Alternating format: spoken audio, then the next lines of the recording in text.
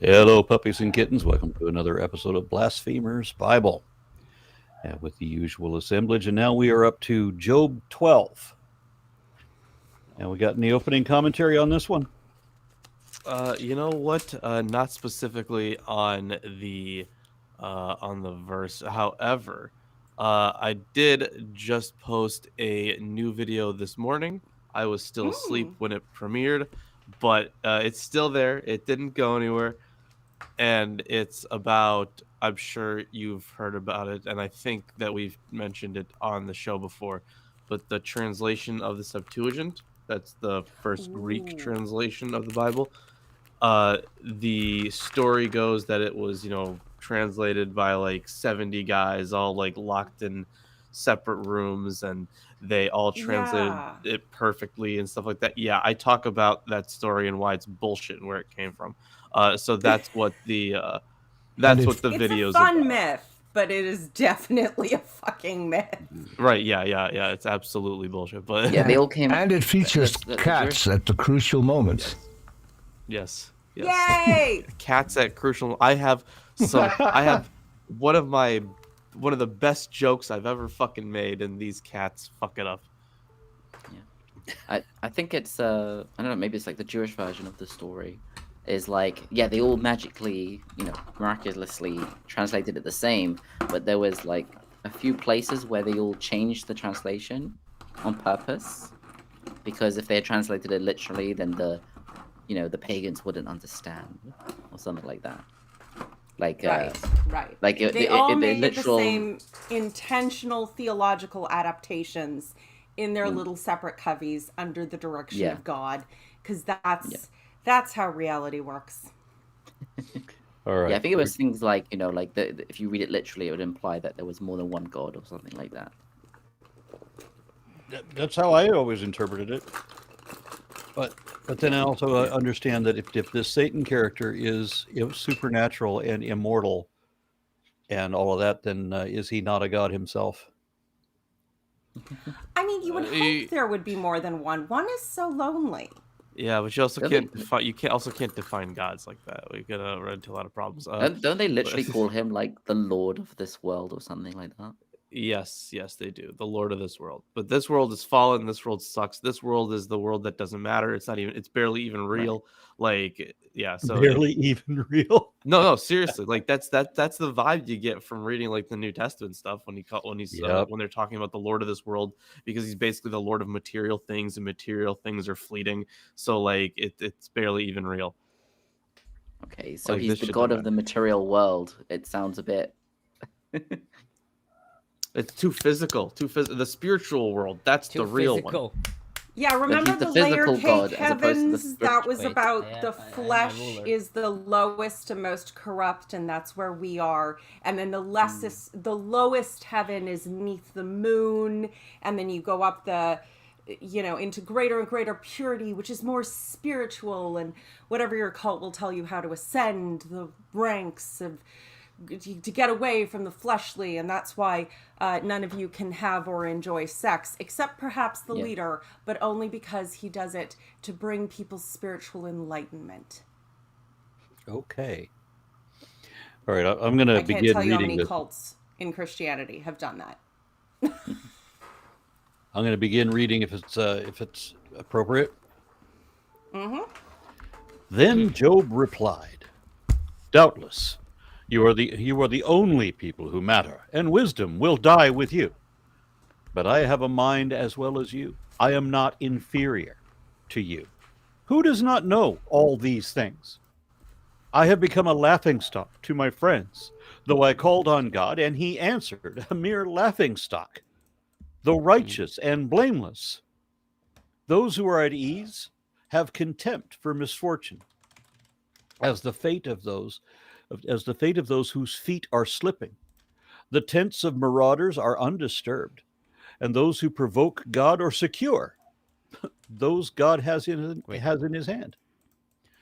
But ask the animals, and they will teach you, or the birds in the sky, and they will tell you, or speak to the earth, and it will teach you, or let the fish in the sea inform you. Which of all these does not know that the hand of the Lord has done this?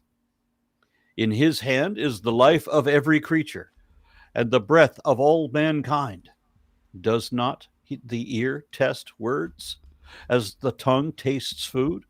Is not wisdom found among the aged? Does not long life bring understanding? To God belong wisdom and power. Counsel and understanding are his. What he tears down cannot be rebuilt. Those he imprisons cannot be released. If he holds back the waters, there is drought. If he lets them loose, they devastate the land. To him belongs strength and insight. Both deceived and deceiver are his. He leads rulers. He leads rulers away, stripped, and makes fools of judges. He takes off the shackles put on by kings and ties a loincloth around their waist. He leads priests away stripped.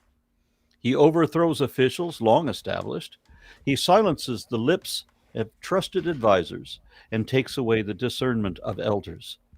He pours contempt on nobles and disarms the mighty. He reveals the deep things of darkness. He brings utter darkness into the light. He makes nations great and destroys them. He enlarges nations and disperses them. He deprives the leaders of the earth of their reason. He makes them wander in trackless waste. They grope in darkness with no light. He makes them stagger like drunkards. Yeah, I mean, we've seen this quite a few times, but I think in this chapter it's really exacerbated this idea of like the problem of evil. Well, it's not the problem of evil exactly, but like why do bad things happen to good people, kind of thing. That is the problem of evil. At least it's a problem if you the believe problem God of evil is like, just. why is there any evil at all? Is Theodicy. Question. It can depend on the application, but especially when it's unjust. You know, you can look at a terrible person. If something bad happens to them, you're like, fair.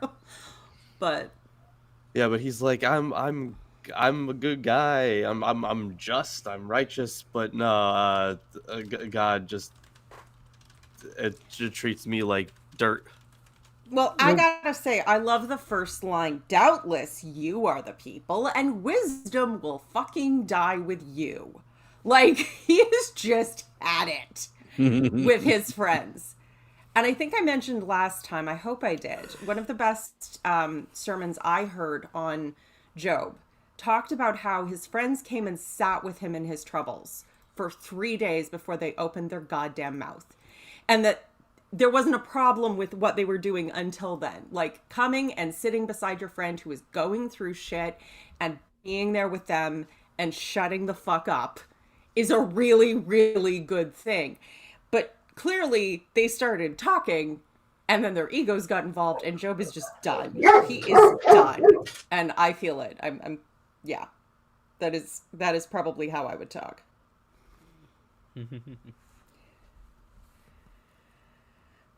I like the thing about asking the animals, and they'll tell you. All this thing about what God does and how they all owe their existence to God and all like that. But no. See, it's not just the animals, right? Because he's also did your translation just say earth? Because I have plants of the earth. But talk to the earth and I see. Or speak to the earth. I see. Yeah. That's another possible way, but I'm sure Tomer has. I mean, it's basically have a conversation to the earth or to the land. Gotcha. I mean, like earth, land, whatever. That's poetic. I know. You will learn things by observing nature. Yeah, but if he asks the animals, then what I get from my dog is, doesn't believe in God, still a good boy. Oh, it says the Hebrew is behemoth. Behemoth. Yeah, but the reference is not to like behemoth, most likely. Yeah, it's basically the same like word, beasts. but one it's is the same word. I'm just saying, don't be too literal with ask. Gotcha. It's more about like observing nature and trends in nature, and you can learn things. It's interesting because siach can also like mean shrub, and there are some commentators who take render it as shrub, like Seow notes, unbright and wiser, and J. Gray, but he writes that this does not really help much with symmetry, and he notes that others demand to read Sheretz Haaretz, which means reptiles of the earth, like Hitzig, Siegfried, and Hoffman. Yeah. So I should ask the herb.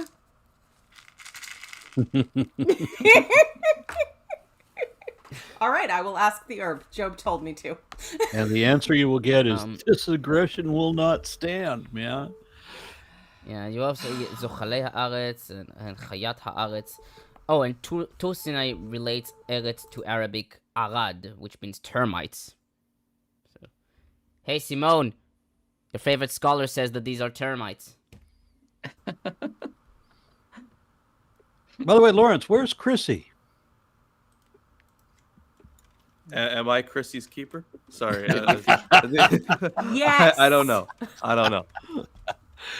Okay, she's been going through some stuff. So okay. Yeah. We got some comments from Joe Freelancer KUP, who says, "Is there another myth that is similar to the Job story?" Well, there are lots of myths with God's fucking with people, but not one quite as whiny. Whiny. This one focuses much more on the philosophical repercussions of all this than other myths. Interesting. It focuses on the philosophical repercussions, but doesn't actually consider them. Well, it never actually answers the question. I mean, I guess you could say the God Satan balance is a bit kind of unique to the Bible, I guess, at this point. Because I think in other, you'll have the gods punishing people but they'll be like, I don't care. They just do it for the fun. Even then, they weren't always just. They were sometimes just. But when you make a God who is always just, you're completely fucked, because there's no rationale for that. The Greek and Roman gods, sometimes you could appeal to them for justice, and sometimes they were just dicks. Zeus abused his power all the time because he was the ruling god, and that's what rulers do. It sucks. Hades snatches away a young girl because that's what death does. And it sucks. And it's not just, and it's not fair, but life do be like that. And if your gods are based in any semblance of reality, they're not going to be perfectly just, because we don't live in that world. And we never have. But if you try and insist that God is the basis of morality and he's perfectly just, then you end up with all of this bullshit. And it just makes everything harder. It should make things better. People think it'll make things better. It's like conservative economic ideas. It sounds like it should work, and it absolutely fucks everything to hell and back. I got something to add to that. I mean, you said that this God is not always just. Is he ever? I mean, accidentally. In context. Sometimes bad things do happen to bad people. It's nice. It's not always, and it's not nearly frequently enough, but every once in a while, Luigi takes out the right person instead of, some poor school child, and we all go, oh, that was a refreshing change. Okay. So, so is this... I'm sorry. I was just gonna say, is Job a reaction to this development of if we're making God more and more just and logical or whatever, and all powerful, how do you explain these problems? Or is it more trying to create this God that is like that? Well, I mean, they're dealing with the exile, probably, or sorry, with the some. The author of Job has the same issue as many other authors of the biblical text do, that how can God allow this to happen, right? So that's still the same issue that they're struggling with. And then Ferthausen says, we live with the horny mathematician. We are live. We're live. We're live. Okay. Yes. And that horny mathematician would be Tomer. I mean, that's what Lawrence calls. Yes, I called him perpetually horny. Yes, and so you know what? He's right. So I'm sticking with it. Wait. Okay. Wait, you're a mathematician? Wait, am I?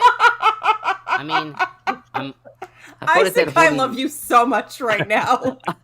I thought it said horny meth guy. Okay. Perpetually horny math guy. Isn't that... Math? What's that? Okay, Excuse me? Do you mean maths? What?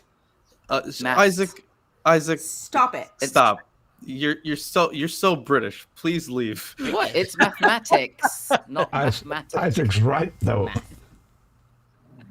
It is math. Stop Math is quibbling Not in about America. the appropriate way to pluralize mathematics. Yeah, because We in America, they have only more teach one. important shit to deal with. I am going to. I'm on my final touches of the thesis. At least I think so. Hopefully, I'll finish it in the next few months. But essentially, I'm almost done with it. So once I'll summa cum loudly, I'll inform you about that. That's good. Just That's very good. Just don't come loudly on camera, please. No, I will show the certificate which said that I did summa cum loudly. Okay. It does say on my degree that I came loudly, so. Yeah. We all came loudly when we finished. They had to. Yes. There was a university or something that was doing like an alumni meeting or something, and it was called like what's it called again? A party where people get together again. A reunion party / something else, but they didn't use / they used cum, and they had reunion cum drinking party without hyphens. I mean, isn't that every reunion though? Isn't it? I'm not go. I've never gone to any of my reunions. I don't think I would want to. But I think it was a boarding school, so it makes sense. I would be drinking if I did. Sorry. Okay, so I'll start the commentary. Okay, so I'm starting grade 4 and 5. Seow writes that Job's complaint about being a laughingstock, great album, to others recalls other laments in the Bible, as we see in Jeremiah 27 and Lamentations 3:14. Job observes that those who do not suffer look down upon suffering, probably because they think that he deserved his misfortune, since they reason that he has done something wrong for him to be in such a condition. They conclude that Job is unlike those who are sure-footed in their faith, as we see in 2 Samuel 22:37, who trust God and follow divine instruction, Psalms 26:1, 37:31. Some may even suggest that Job's misfortune is meant to correct him, a possible meaning for Hebrew nachon, which implies that misfortune brings divine contempt. Divine contempt. I love that. I'm going to mark that down. That's got to be a name of a band or something. Divine contempt. I mean, I have great contempt for the divine in this case, but it really does bring back, it brings back the religious gaslighting. If you go to a church or are involved in any kind of religious group where they have narratives around the justice of God and around suffering and healing and faith, my experience of this was with family members who had largely cancer. It was mostly cancer. There were a couple other things. But the belief in healing and belief in prayer, because there are these verses that say, you know, that if you ask for anything in my name, my Father will give it to you. And if 2 or 3 are gathered, and, you know, believe that you will receive. And the narrative is always that when it fails and the person dies, you must have doubted. It must have been a lack of faith on your part. You didn't claim the promise correctly or whatever. A lot of this is implied. Most people are not going to come up to a grieving person and say, you failed in your faith, but it's in the subtext all the time. I remember speaking to ministers after that, talking in, granted, somewhat more vague terms, saying, like, I know people who have not received the promised gift, and I know there was not a lack of faith involved. Like, I am 100% sure they were fully committed to this faith narrative and were in no way trying to test God. And I know this because it was fucking me, was the unstated part. And the pastor just looked at me like, really? Like, are you sure? Because there always has to be a reason it's your fault when faith doesn't give you what they promised. It's awful. It's an awful way to live. It's why I'm such a bitchy atheist. Okay, on 7 and 8, Clines writes that Job is speaking ironically here, pretending to quote his friends in order to show their simplistic thinking. The particle "but nevertheless" in Hebrew ve'ulam indicates that what follows is contrary to Job's own views, expressed in verses 4 through 6. By saying that his friends should, quote, ask the animals and the earth, they will teach you, end quote, he mocks their claim for superior knowledge. His friends advise him to inquire, sh'alna, the former generations, as we see in 8:8, who will teach Job, yurucha, from their wisdom. However, since their teaching boils down to a doctrine for exact retribution, Job parodies their advice by casting it as equivalent to asking subhuman creation for its wisdom.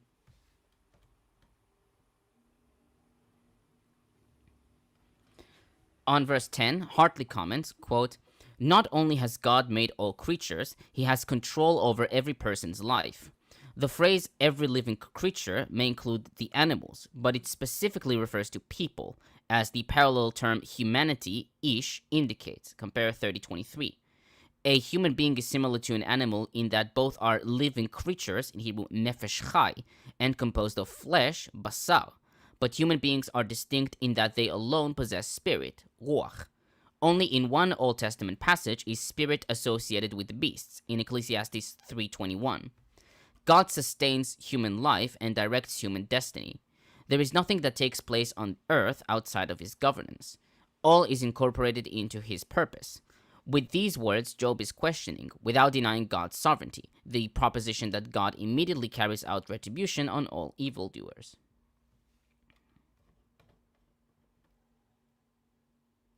Can confirm he does not. Think of how long Henry Kissinger lived. Jesus. On verses 11 and 12, Habel argues that Job cites traditional sayings and has framed them as questions to focus his concern for epistemology. Specifically, quote, what is the source of knowledge and wisdom, the discerning ear, or the traditions of the aged, end quote. He endorses the belief that a critical, intelligent person can discern the validity of arguments, just as the palate discerns tastes. Thus, Job's discerning taste has rejected the counsel of his friends as nauseous food.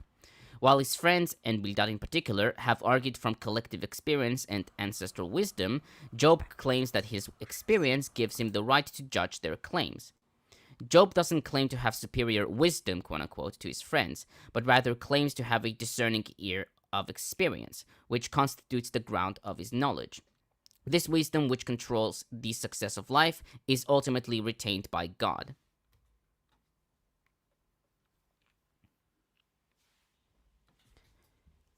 On verse 13, Hartley comments, quote, all aspects of wisdom, connoted by the four terms wisdom, chokhmah, might, geburah, counsel, etzah, and understanding, tebunah, reside in God.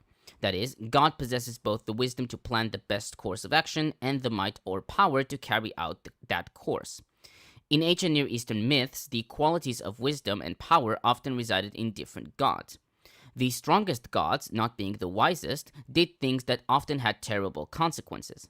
And since the wisest god was not the strongest, he could be rendered inept before the ferocity of the mighty gods and would have to resort to magic to counter their ill-conceived designs. But in the Old Testament, wisdom and strength are one in the true God.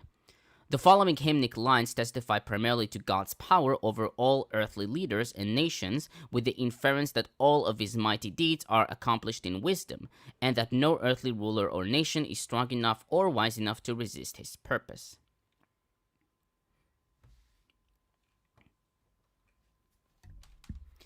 On 15, Clines writes that while the God of human history is also the God of nature, he also brings devastation upon it, restraining life-giving water and sending disastrous torrents. This is in contrast with Psalms 107, which praises God for turning rivers into a desert and springs to dry ground because of the inhabitants' sins, and turns a desert into pools of water and land of droughts to springs to provide a dwelling place and vineyards for the hungry, as we see in verses 33 through 37 there. By abstracting the motivation of these two actions, Job has a good reason to suspect divine motivation, and an arbitrary and aimless exercise of divine power becomes apparent. Rain may bring either scarcity or destructive excess, which mirrors Job's experience of disproportionate blessing and suffering. Eliphaz sees rain as a, quote, transforming substance, perhaps also the substance that restores social equilibrium, end quote.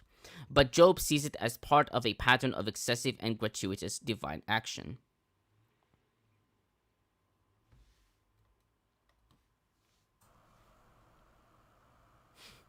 On 17 through 20, Seow notes that, according to the wisdom tradition, primordial wisdom enables society's leaders to function effectively, as we see in Proverbs 8, 14 through 16. Job's portrayal of God's governance by wisdom, however, has society's leaders undermined. In all public areas, the leaders are rendered ineffective. Thus, for example, judges who are expected to command respect and dispense justice are made to go naked, humiliated, and looking like irrational people. Kings are rendered impotent, stripped of whatever insignia of authority they may have had, down to their waistcloth, as if in mourning or captivity. In the local community, there is no longer any reliable leadership, as those who have hitherto been trusted on the basis of what they say are deprived of the ability to speak, and the elders lose their taste, quote-unquote, in verse 20, a term echoing verse 11, but having here the specific sense of discretion, as we see in 1 Samuel 21:14, which is 13, Psalms 34:1, 119:66, and Proverbs 11:22.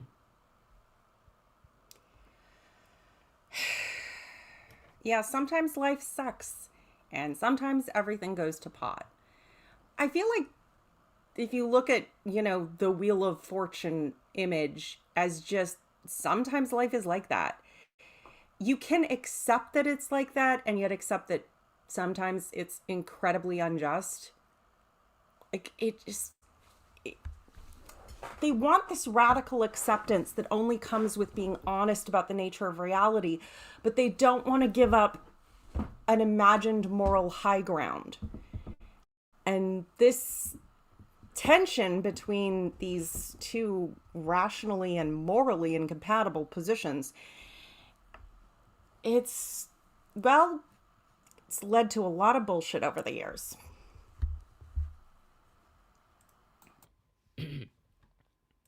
I see another comment, Aaron.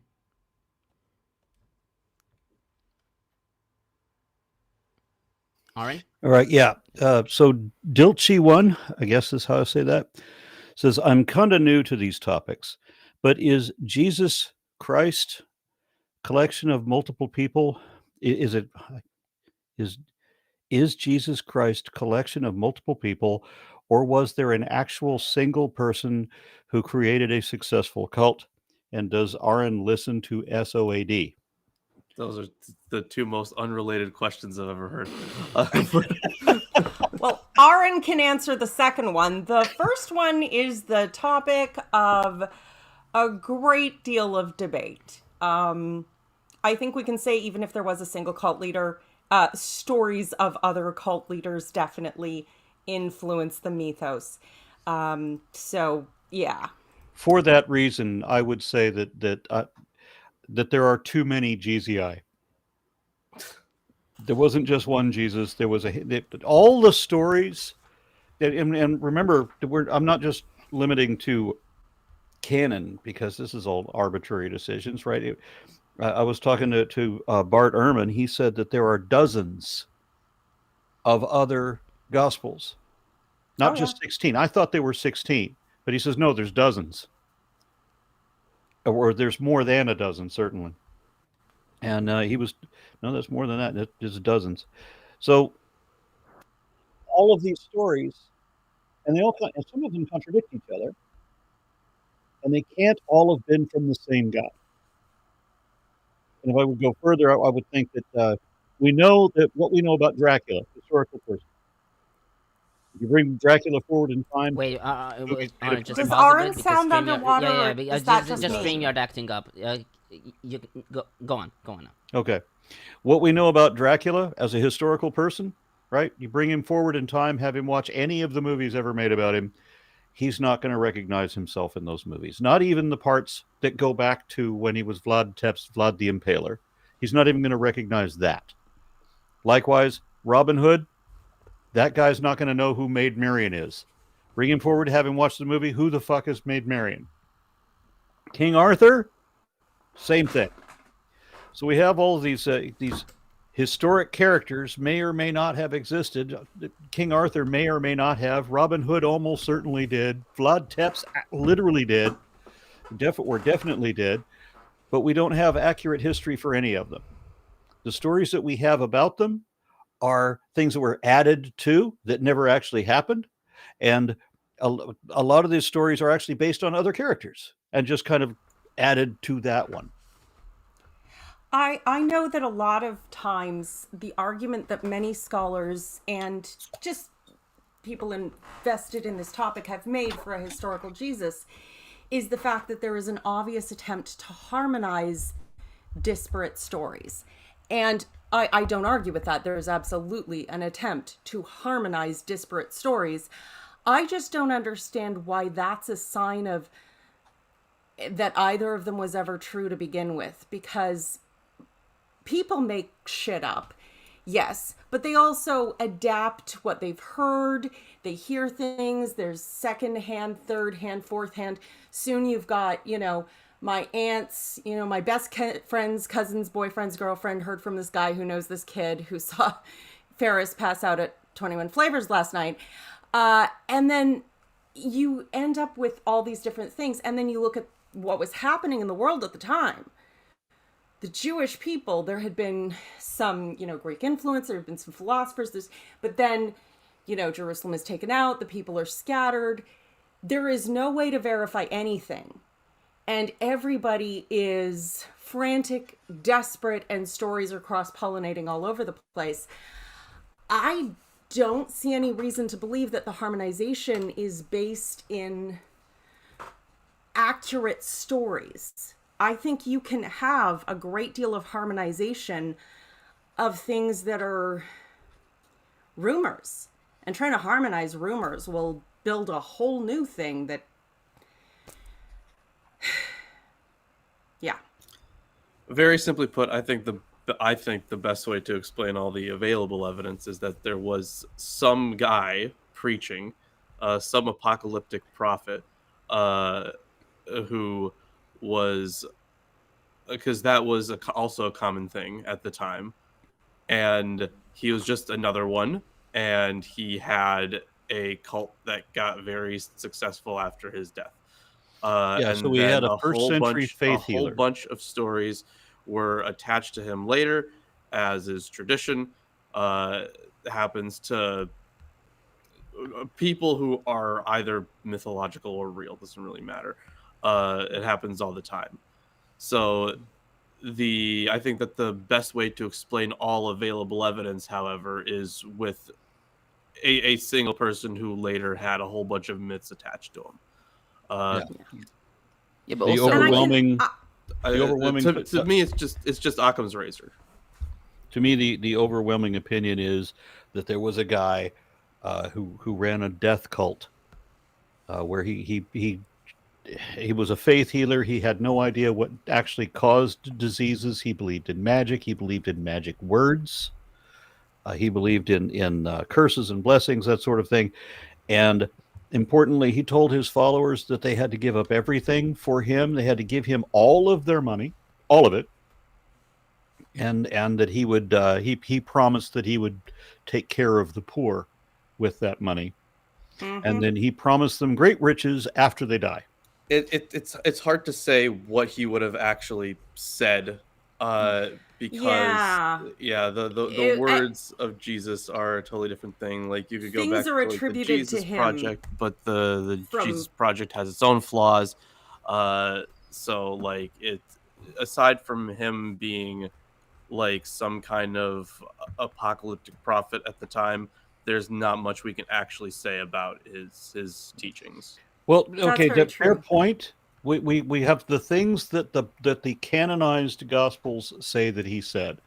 And then we have other places in the Bible where other people are talking about things that he supposedly said, like how he was gonna crush the unbelievers in a bloody wine press and all like that. That's outside of the Gospels. And then we have the Gospels that didn't make it into the Bible that are all telling all these other stories, but we don't know that even the ones that are in the Bible, that even those accurately account for things that he said. And we know in cases that there are in certain cases that all this shit was made up, like the thing about the adulteress. Yeah. The one in John. That was later Bible scholars, I think, consistently agree that didn't happen. Right. I actually have a video about that. It's too bad, though, because "Let he who is without sin cast the first stone" is actually a really good quote. And I think this points to the fact that different people with different motivations, goals, and situations were all attributing to Jesus what they needed him to say. And admittedly, there is a tradition of attributing your ideas to a wisdom teacher in that part of the world that they very much took advantage of. But yeah, that's why, again, I'm still a mythicist and I still have doubt about a single historical root cause of Jesus.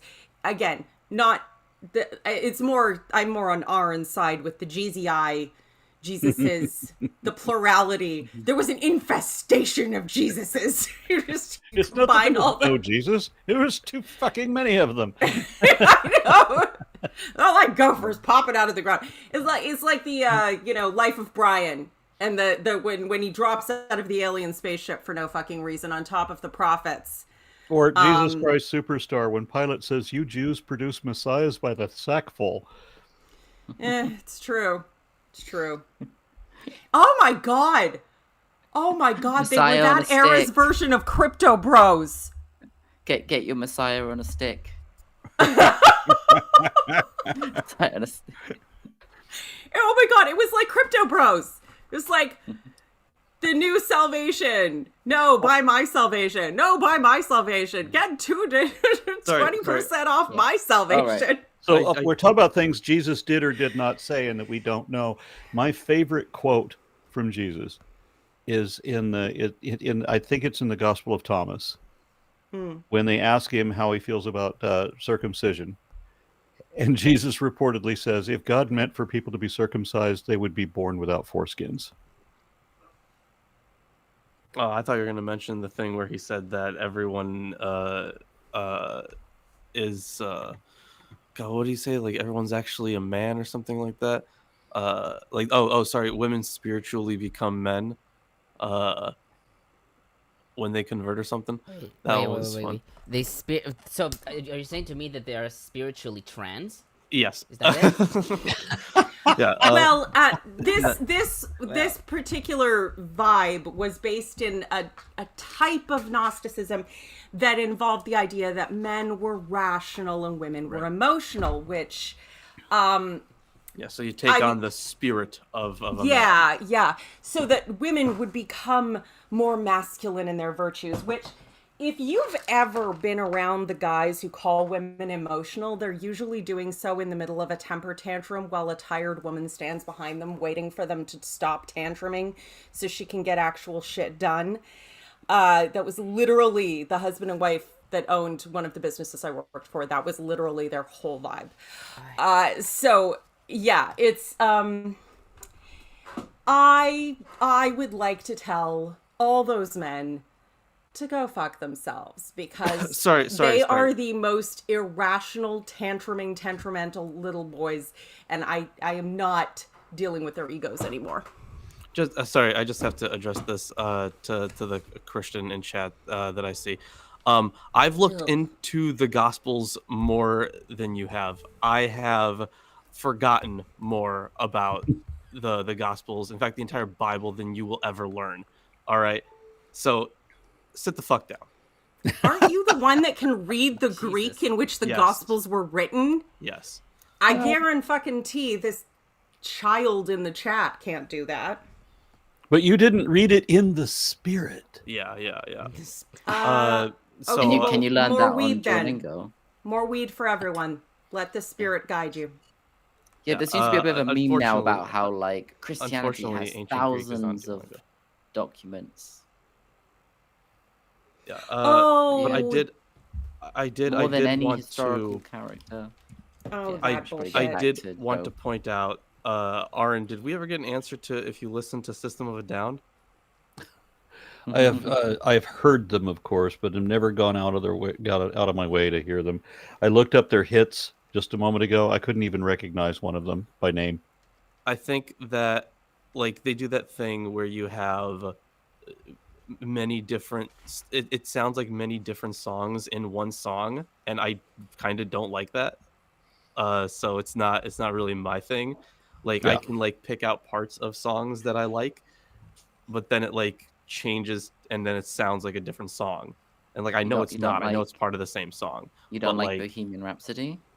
I don't like Bohemian Rhapsody. I like Queen. I don't like Bohemian Blasphemy! Because it does the whole. It does Stone the non-believer. That's literally Stone the entire... him. Wait. Basically, Lawrence denounces literally the entirety of musical history. Yes. Good. How dare a song not have a beginning, a chorus, and an ending, and then the chorus is like identical every time. How dare it not fit into my presuppositions of what a song is? Okay. I will finish the commentary.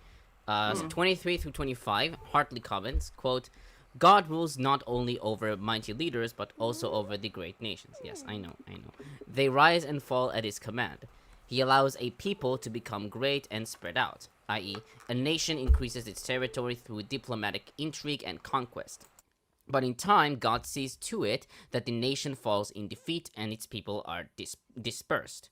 He hastens a great nation's demise by removing, quote, understanding, leb, from the leaders of the people, end quote. Often as a country prospers, the leaders' pride, fed by the increase in their authority, blinds them so that they are unable to cope with the larger problems created by the increased size of their dominion. In the way they administer, they appear like a caravan trying to find its way across a pathless waste. Compare 6:18-20. They are left to grope in darkness, with no light to give any sense of direction, and thus they wander aimlessly like drunkards. This imagery of drunkenness recalls the metaphor that a rebellious people must drink deeply of the cup of God's wrath. Compare Isaiah 51:17-18. That is, their groping in darkness is caused by God's wrath. Because nations can't just rise and fall because the waves of politics and the world and things fluctuate and change over time. It's not because whatever system, there'll always be people who take advantage of it and get too bloated on power and become greedy little bastards that then undermines the structure that was actually they were taking advantage of, and then rich people destroy the world over and over and over again. It's not that. God removed wisdom from them because reasons. And one more thing on the storm on the System of a Down thing. As when I saw the SOAD, I was thinking of another band that I actually did bother to listen to. I went out bought an album of theirs. It was called Stormtroopers of Death, but they were known as SOD, and I bought their album Speak English or Die. I do love the name. Yeah. But then I know who the original Stormtroopers were. And they did an ode to Jimi Hendrix, which starts out like one of Jimi Hendrix's songs. The whole song literally just goes, you're dead. Whole song. Love it. AC/DC once were like on the news, like during like the Satanic Panic or something, and they were like, "Is it true that AC/DC stands for Antichrist, Demon, Child?" Or something? Yeah, Demon Child, yeah. And they were like, "No, it's like comes from the back of our sewing machine." AC/DC, it's power. During the time when Ozzy Osbourne was facing lawsuits because he did the song Suicide Solution, which was talking about alcoholism, and that alcoholism, it very explicitly in the song, he's talking about how, wine is fine, as whiskey's quicker, that solution is not the solving of a problem in British terminology. It is liquid, so it's a mixture of liquids, right? Mm-hmm. So Ozzy's trying to explain this in court, right, where Ozzy's lawyers are trying to explain this kind of shit in court. But while this is going, because he was being accused, couple of kids killed themselves while listening to an Ozzy album, and so he's in court over that shit, because that Suicide Solution was one of the songs on that album, which had nothing to do with why they killed themselves. But Stormtroopers of Death, on their Speak English or Die album, had a song that said, kill yourself, don't rely on no one else, hang it up and kill yourself now. They never got a suit. Yeah, well, it's we can't be criticizing these people who do the obvious thing. It all has to be very underhanded and with mythical things, because that's the difference between a bullshit conspiracy theory and actual conspiracies that happen. A bullshit conspiracy theory exists to appeal to your ego. You have seen through the tricks. Ooh, look at that. No. Real conspiracies are just assholes fucking with people to get money. They don't give a fuck about you, having your little tricksy, underhanded, backward. No, nobody gives a fuck about you. They do not. They just want money and for you to fuck off and leave them alone. Okay. So, Tom, do you have any Christians in your basement? Oh yes, I do. Though I don't think I can play the guitar demo because I have this creature. I just sing. Guess who's talking about Jesus, Jesus, Jesus. Guess who's talking about Jesus? It's the ancient Christians that can't stop. Yeah, did we need that, really?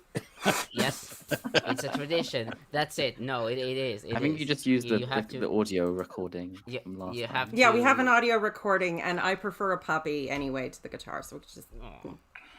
I mean, is that an insult? No, it's a puppy.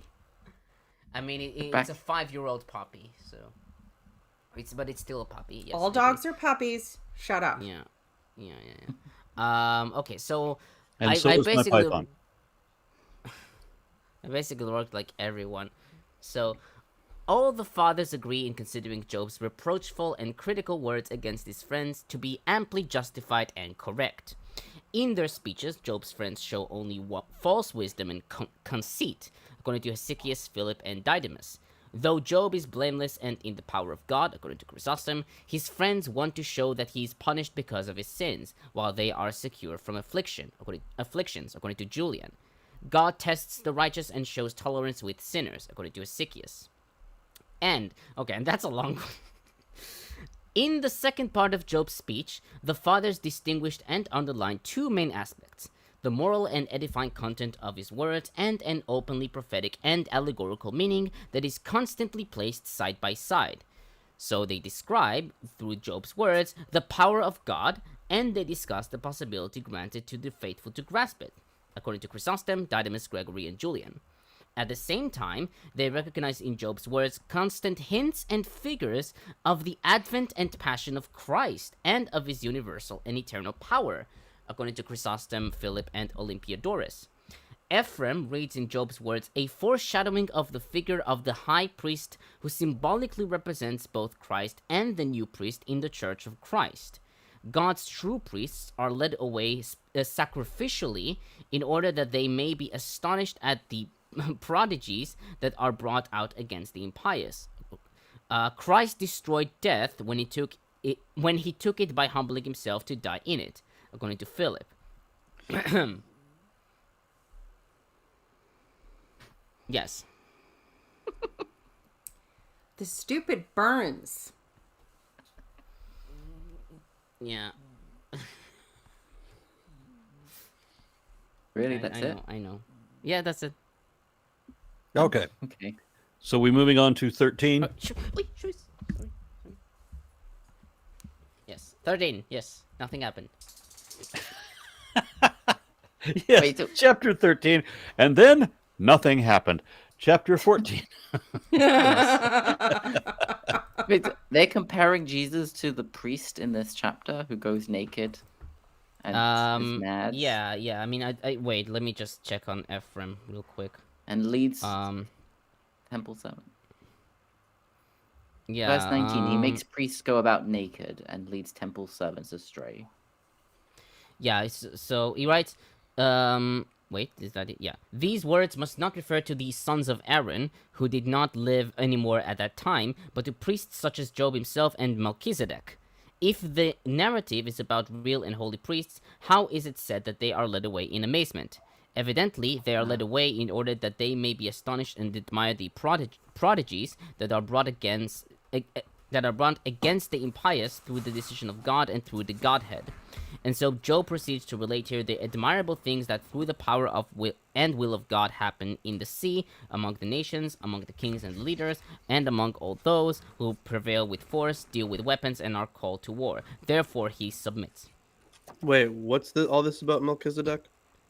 Yeah, I think these that's words just saying, must, like, in 18 and 19. I think that's just explaining why the word priest I is see it. Okay. mentioned here. I see it right There's here a in my priest. physical copy of the book. Yeah. Oh, The word It's, priest doesn't it's necessarily important mean... to remember. It's important to remember when Christians talk about Melchizedek, and we discussed this when he came up in Genesis, and I brought this up. Melchizedek was a priest of El, apparently, or possibly a priest king, whatever. But in the Christian narrative, because we can't imagine that any of the Canaanites would have worshipped God, and it couldn't be the same God as any of their gods, and it's all very whatever, that they came up with this whole thing where Melchizedek was not just a priest king of the same God as Abraham, but instead was, a type of Jesus and a mythical figure. And, it was Jesus, as the embodiment of God. And it was all this, it's very tropey. It's very weird. It's very unjustified, and it's very ridiculous. I think that the Melchizedek stuff is pretty cool. I think it's pretty interesting. That's my next big video project, by the way, Melchizedek. Do the Mormons have their own spin on that? It is, but it's the bet. Like, obviously, if you want like a good Christian explanation of it, just read Hebrews. Because it has Priest the whole in the order of Melchizedek thing. Yep, yeah, exactly, and it goes very in detail as to how, right? Because like there is like this heavenly priest who would be Melchizedek, and then, the heavenly one would be Jesus, the earthly one would be Melchizedek. So you're trying to, it's essentially like not exactly a replica, but like this parallel worlds kind of thing where, like, because a lot of stuff, as it is in heaven, so it shall be on earth, right? Vice versa. Listen, just a quick reply to Satan. Then I am not a liar. I did promise that video 2 years ago, but I'm not a liar. It's a big video. And hey, it's not like this is the first time I've spent 2 years on a project. My biblical cosmology video took 2 years. So this is going to be a massive project as well. It's still in the works. I mean, is it to do with Christians trying to like reinvent the priesthood for non-Jewish people without there's a lot of scholarship that goes into it. I have to cover the Melchizedek scroll as well, so I'll probably talk to I'll probably talk to Kip about that. But there is a ton that goes into it. Melchizedek's it has a very interesting evolution, let's put it that way. Yeah, the concept is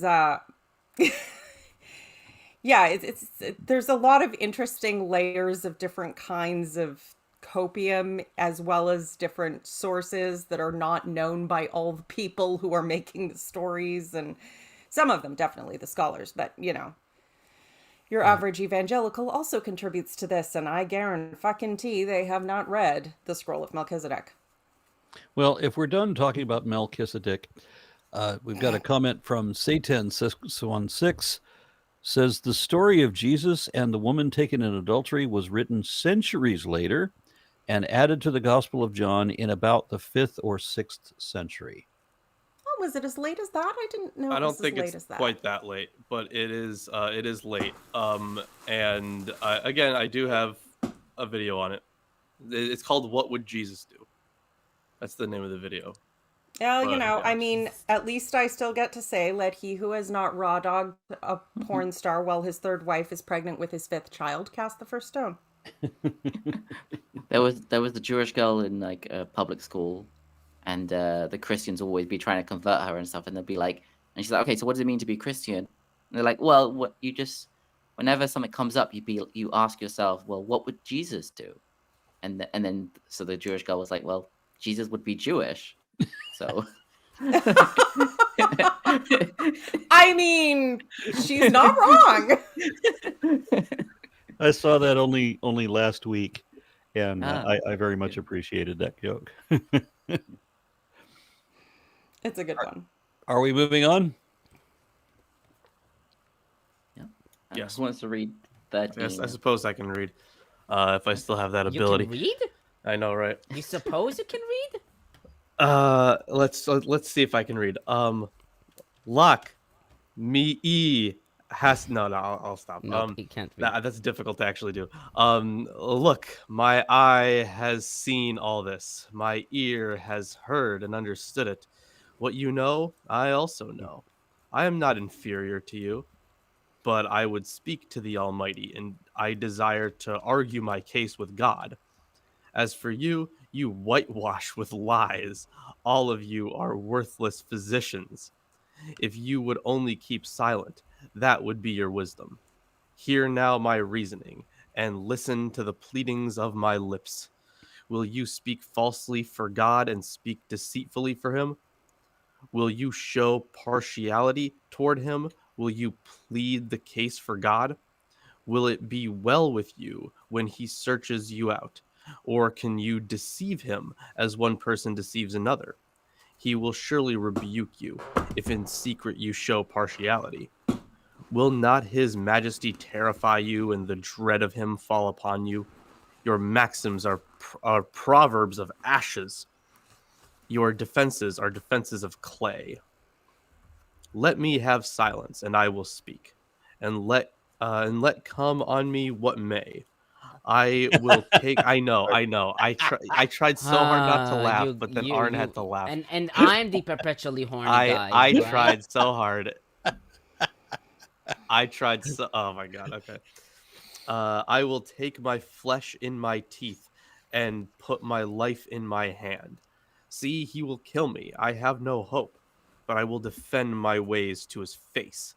This will be my salvation, that the godless shall not come before him. Listen carefully to my words, and let my declaration be in your ears. I have indeed prepared my case. I know that I shall be vindicated. Who is there? Who is there who will contend with me? For then I would be silent and die. Only grant two things to me. Then I will not hide myself from your face. Withdraw your hand from me, far from me, and do not let dread of you terrify me. Then call, and I will answer, or let me speak, and you reply to me. How many are my iniquities and my sins? Make me known my transgression and my sin. Why do you hide your face and count me as your enemy? Will you frighten a windblown leaf and pursue dry chaff? For you write bitter things against me, and make me reap the iniquities of my youth. You put my feet in the stocks and watch all my paths. You set a bound to the soles of my feet. One wastes away like a rotten thing, like a garment that is moth-eaten. So it's kind of, set up here a little bit like a court scene. Not exactly like a court scene, but like, pre-trial. But he's going to say he's going to plead his case, and then he asks to see like the stuff against him, right? Yeah. Which I think is a good way of setting this up, because it really was how people thought about God and the Day of Judgment for a long time. It became more vivid than this in later years, but the same sentiment was certainly there. Lawrence, oh, you went robotic for a second, maybe. Oh, am I back? Again. Hello. Yeah. I Notice notice fine. that, but Oh, you didn't hear it? Okay, so maybe it was on my we'll side see. then. But God, what else was there? Where was it? Who is there who will contend with me? That I forget that. Where is that from? There is another biblical wasn't there like a biblical character whose name was that? Are you talking about Jacob becoming Israel because one who wrestles with God? Oh, is that it? That might have been what I'm thinking of. That's part of it, I think. That probably is. Yeah. Is there? I'm not sure if the phrase pops up though. I don't think it does. Which phrase? The phrase like, "Who is there who will contend with me?" Oh. I don't think it pops up in other places, but not like that quite. So I'm probably thinking of Jacob. Yeah. Yeah, but I mean, he's saying remove your hand from me. In other words, stop stepping on me long enough for me to plead my case. You know, you're punishing me sort of pre-trial, and also what am I being accused of? Because of course everyone, and this is how high control groups and cults and abusive relationships work. You have to find what you did wrong and figure it out yourself. And you can come up with something. We can all come up with something that you did wrong, especially in a high control narrative. So then it's always your fault. And instead of playing that role of finding a way for it to be my fault, Job is saying, no, let me hear what I'm accused of, and let's have it out in the open. Which is the correct way to deal with this shit. If you are being accused of something, insist that they clarify.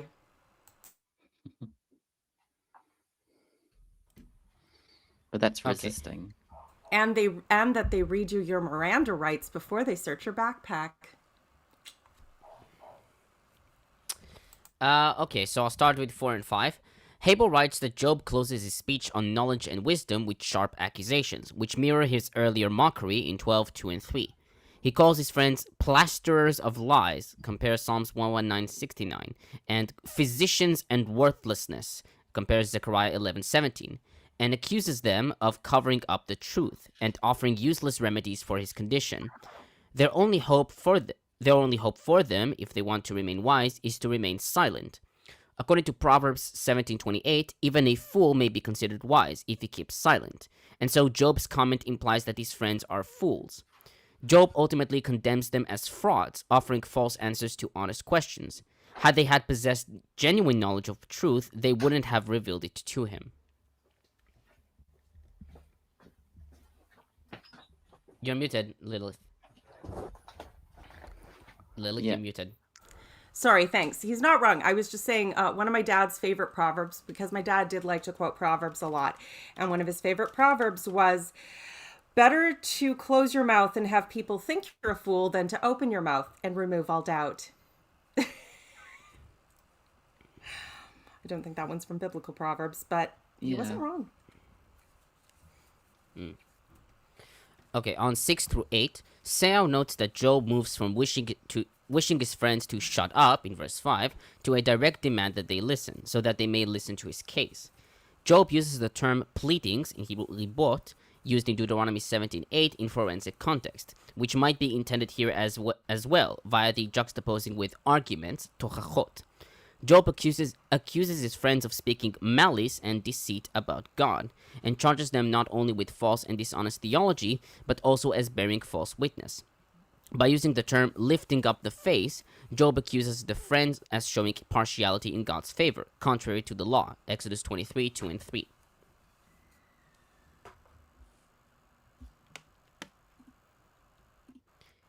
On 9 and 10, Seow writes that Job argues that, even though the friends side with God, they cannot presume that God will necessarily side with them.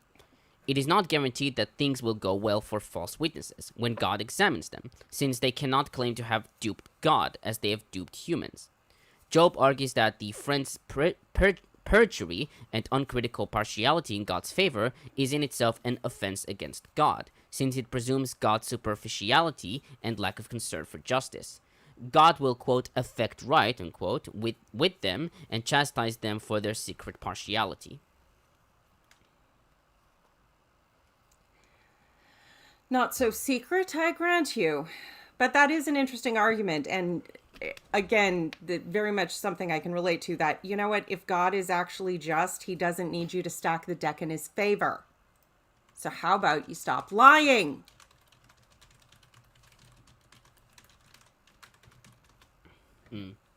Job is a whole vibe. Religious apologists going to stop lying. Pigs will be flying over the frozen hills of hell long before that happens. All right. Tomer, you got any more? Yes. No, yeah, I have more. On 11, Clines notes that many writers found strange paradoxes in Job's address to the friends. Stevenson writes that if God intervened in their debate, he would condemn the friends, and so would justify Job implicitly. But if God sides with Job against the friends, he admits Job's condemnation of himself.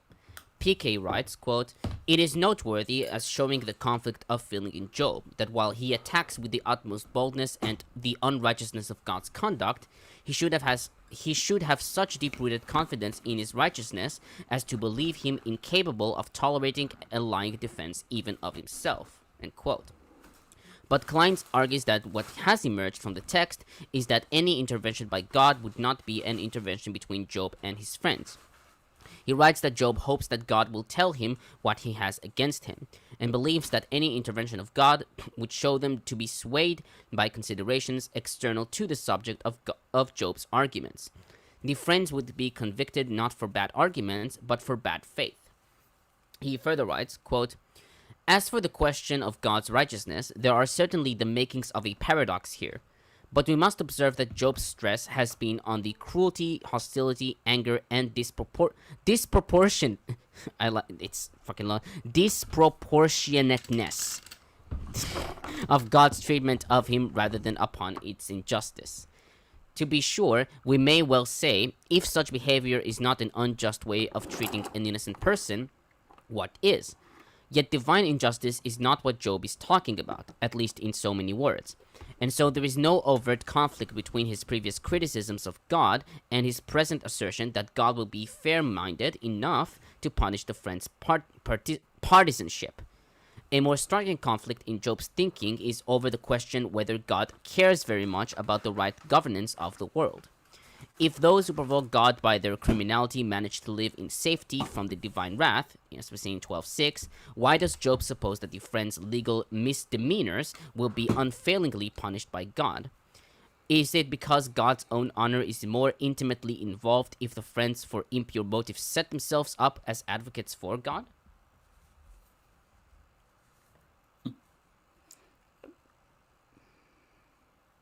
I've heard worse arguments.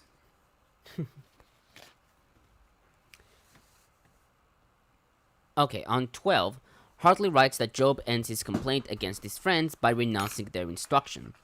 He sarcastically says that their arguments are anchored by proverbs of ashes, quote unquote, in Hebrew, mishalei efel, and that their answers are made of clay, which will crumble before the truth. Wisdom teachers frequently use proverbs, maxims, and aphorisms to support their teaching. The word for proverbs, in Hebrew zikaron, refers to popular sayings that are easy to remember. While aphorisms offer insights into life, their brevity prevents them from addressing unique situations, and repeating them for every circumstance is, quote, an exercise in futility, end quote. Thus, the proverbs spoken by the friends are like ashes, lifeless and lacking substance. Hartley also notes that there is a certain irony in the use of ashes. Job has to sit on ashes, and his friends reducing the wisdom of the ages to ashes. I like how JPS translates it. Your briefs are empty. I know they mean legal briefs, but yeah, your briefs are empty platitudes as well. But it goes really well with verse 11. His threat will terrify you, and his fear will seize you. Your briefs are empty. For now. Basically the first dick measuring contest in the Bible, Isaac? I think it was... I was going more like, the fear has made you fill your briefs. Okay. Whatever. Yeah. There's okay. Good and bad ways for your briefs to be empty. Yeah. That's true. Wait, is there a comment? Yeah, there is another comment. All right. All right, so we got Trevorn 369 says, is Job negotiating with God about his sins? How ironic! The narrative depicts him as as perfect. Was he actually like this? Well, I cannot read this. Is he actually like this, or is this a case meant to portray God as just or the good guy? Well, I mean, they still definitely want to come out of this with God being the good guy somehow, right? But then there's just stuff that they either don't grapple with or grapple with poorly. Uh, Although the negotiating with God, I mean, Abraham did that. Yeah. I mean, I think the question might be related because in this chapter it says like the sins of my youth. So you could translate that as like the sins that I've already atoned for, or sins like literally when I was a child. So I'm not legally like in Judaism, for example, you're not anything you do before the age of like 12, 13 doesn't really count in a sense. So Abraham says, but what if there's only 10 people? Yeah, basically. God is, I hadn't thought of that.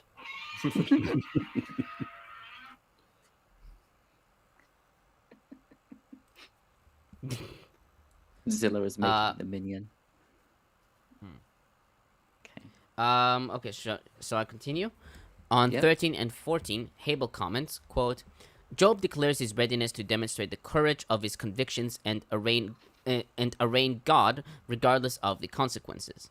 In his previous speech, he had contemplated this step and rehearsed his planned suit against God, as we see in 9:22 and 10:2. Now he announces his intention to risk all and argue his case to God's face. He begins by calling for silence in preparation for this awesome moment, as we see in verse 13. He plans to take this fearless step, quote, come what may, end quote. The act of taking one's life in hand means facing extreme danger, as we see in Judges 12:3 and 1 Samuel 19:5. Since the word life, nephesh, can also mean throat, Pope may be correct in recognizing here the symbolic gesture of touching the throat to represent strangulation or cutting associated with sanctions in ancient Near Eastern oaths. The idiom, take my flesh in my teeth, is found only here in the Old Testament.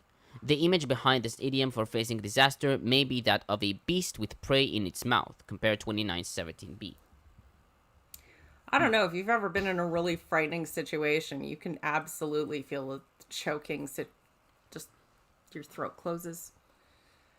I mean, you could translate like the first four words together, like for how long will I take, like bite on my flesh, which could meaning like stay quiet.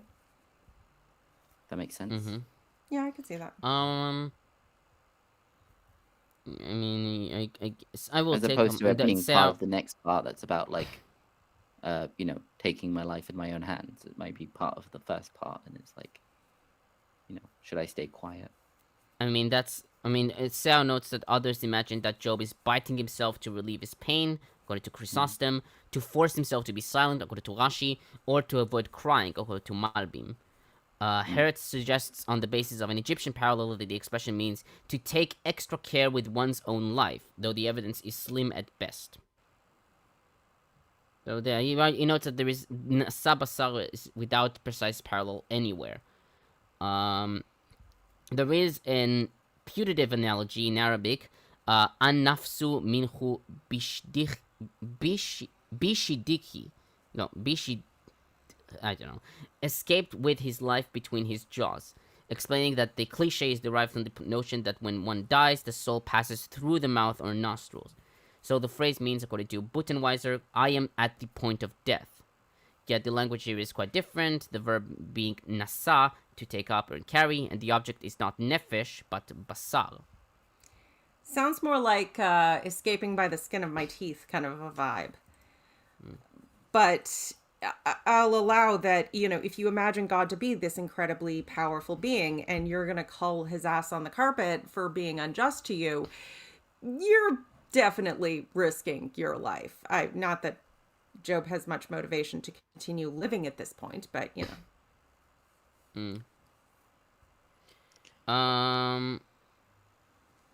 Yeah, I mean Clines notes that I thought it was the most probable, but he notes the most improbable is the suggestion of A.M. Haberman that a pagan practice is alluded to of taking sacred objects, for example, the limbs of the dead, with one's hand in order to acquire strength from them. Okay. Yeah, that was something interesting. Okay. On 15 through 16, Hartley writes that Job reaches his peak of determination to vindicate himself. The Hebrews believed that God's splendor would so overpower a human being that he would die, as we see in Exodus 33:20, Judges 6:22 and 23, and 13:22. Thus, even though Job knows that God might kill him because of his presence in court, he is willing to take the risk because he believes that he lived a righteous life and has not willfully broken God's laws.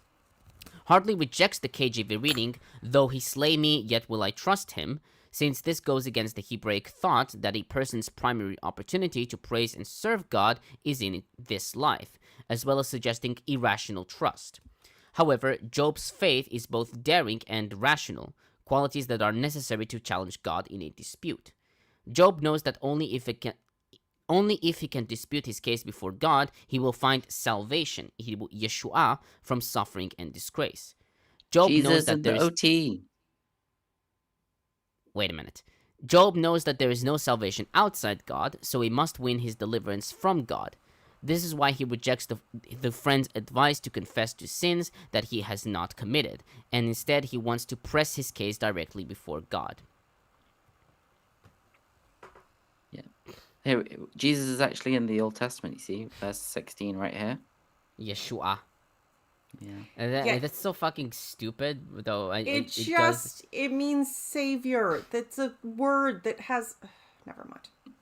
I know. Oh, and though it is interesting to note that Clines writes that the wording of verse 16a has been thought by some to have been borrowed by Paul in, I think it's Philemon 19? Or, wait, is it Philemon? Paul stealing shit? No. Philippians, sorry. Philippians 1:19. Did Paul write that? I don't remember. He's influenced. Let's see. By Yeah, I don't even remember which ones are pseudo-Pauline. I know Colossians is. I know that the Catholic or the what are they? What are they called? Like 1st and 2nd Timothy and Titus. Those are definitely not Pauline. No. But then there's Colossians, and I forget which the other ones are. But yeah, I often forget which ones are which. I literally just, granted, I'm using the most common consensus here, just as of the last time I checked. This was years ago, but I wrote at the front of Romans considered authentic. Right. Yeah. Going, flip to the next one. 1 Corinthians, we've got, okay, that's considered authentic. Second Thessalonians isn't. Ephesians, and then I think Philippians is so weird because Ephesus doesn't even appear in all manuscripts. Yeah, it's disputed. It's disputed and a little wanky. So yeah, I basically wrote, are these considered authentic or not at the beginning of each of them? And you can see that the more authentic ones are earlier, whereas the less authentic ones or the obviously inauthentic ones are later. So I guess they're hoping you'll get bored and not notice. I just want to say, I think it's funny that people in the comments are confused if somebody is a Christian or a mythicist. Huh? There's a person who comes to the chats a lot who is a type of mythicist and has their own Yeah. They're not Christian.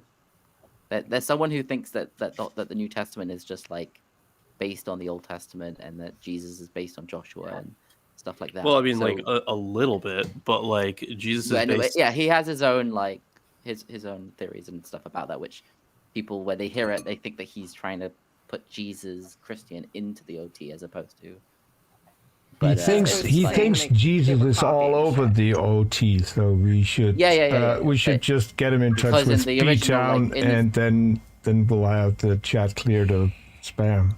Those who wrote the Jesus character absolutely used tropes, ideas, myths from the Old Testament. Also, 100%. Jesus and Joshua is the same name, and in the Septuagint, Joshua is called Jesus. So you could argue that in like the oldest Greek translations, Jesus, the name Jesus is I wouldn't say all over the Old Testament, but is there because you've literally got the book of Jesus. True. Yeah. Okay, on verse 19, Clines comments, quote, "The meaning of the whole verse in its context can only be that Job does not believe that anyone, not even God, can convict him of wrongdoing, and that in the unlikely event of that being so, he would abandon his case, submit to the facts, and die. The verb rib must mean argue successfully, make out a case, compare NAB, make a case against, and defeat an argument, if the sentence is to have any meaning.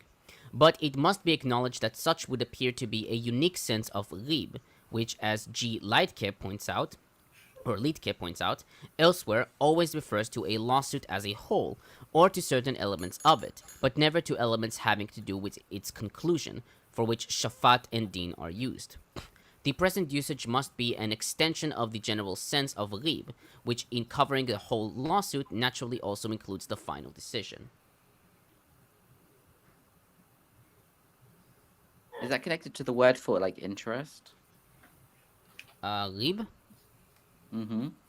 I mean, rib is interest is ribit, right? So I assume that there is a connection. It sounds like there is a connection. Okay. No. Okay, on 20 through 22, Hartley writes that Job asks God to grant two pre-trial conditions. First, that God withdraw his hand, i.e. to stop the physical affliction, so that Job may be strong enough to argue his case. Second, that God's presence may not overwhelm Job, since the fear of the divine glory unnerves him. Even with his boldness, Job is aware of God's sovereignty and holiness. If God grants Job these two conditions, then he will be ready for the legal proceedings, and might offer God the choice of bringing the charges or responding to Job's claims. Ultimately, Job wants to reconcile with God. I wish I knew how to quit you.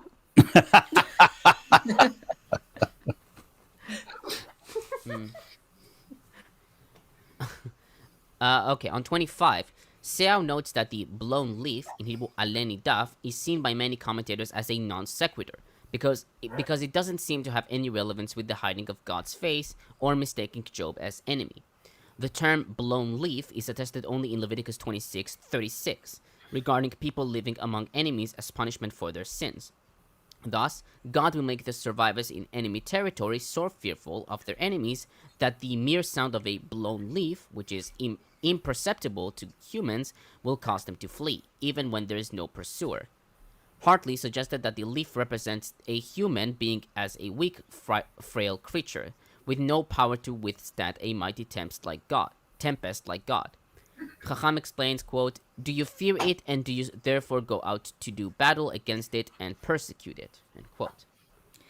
I think the being blown by every breath of wind is also used sometimes in the literature as a talking about someone whose opinions are very wishy-washy. They just go with the flow, go with the vibes, which is not considered very honorable, particularly when it comes to serious topics.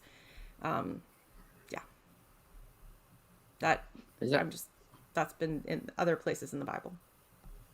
I remember when I was a child, there was a children's book, like a Jewish children's book, that was about a leaf hanging on the tree, and all the other leaves are falling, and it's like begging, don't let me fall, whatever. And he falls down, and he's on the ground, and he's like, "Look at me. This is what's the point of this life? Blah blah blah blah." And then the spring comes, and there's like a seed underneath it, and the leaf protects the seed or whatever. So it's like, and the lesson is like, everything happens for a reason, and God, even the smallest little thing, God is like controlling, and it's so silly.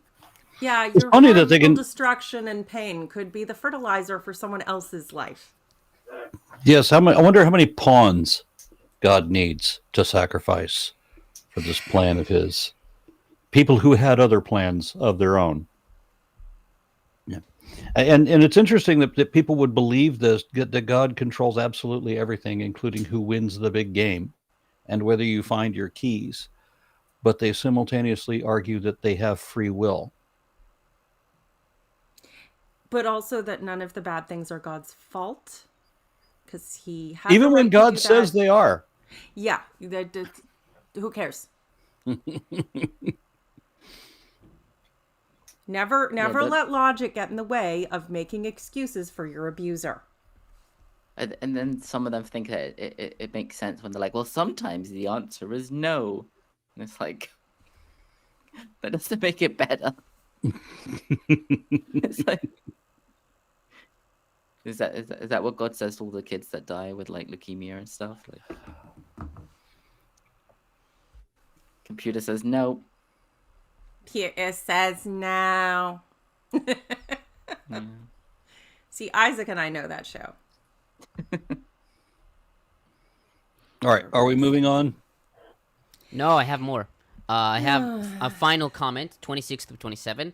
Habel comments, quote, Job here accuses God of drawing up formal charges without making them public. The writing down, katab, of such charges for public scrutiny is what Job later demanded of his adversary in 31:35. Writing out an indictment was a technical feature of the legal process.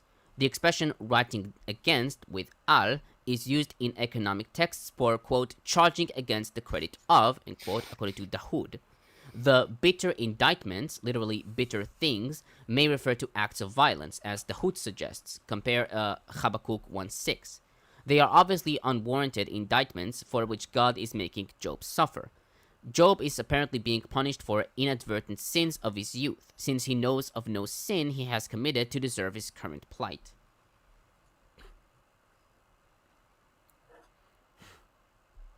He just wants to know the charges. And his buddies are going, nah, we're in Kafka, man. We don't have to tell you what you've done wrong.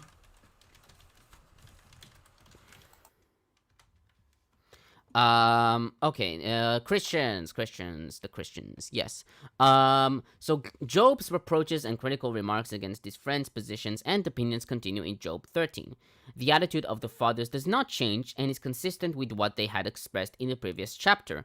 They emphasize again how Job's words are a source of moral instruction for the faithful, and how his teaching contains prophetic references to the near and distant future, according to Gregory, Chrysostom, and Ishodad. Job heard and saw with understanding things past and future things as if they were all in the present, according to Gregory. With deep humility, he seeks to argue his case with God, according to Hesychius. Silence is better than senseless words. God hears false speech. I have a question. Does anyone else consider this in terms of, like, you know, if you had a king in that time period, it is entirely possible that the king themselves, wanting to be just, but if someone lies to them about you and says, oh, he did this, that, and the next thing, then the king, you would lose the king's favor and the king might come after you. But it's actually, you know, the accuser has lied about you to the king. Is there a sense in which he's trying to correct whatever God has missed in the knowledge here? Because you can lie to a king, but you're not supposed to be able to lie to God, at least not effectively.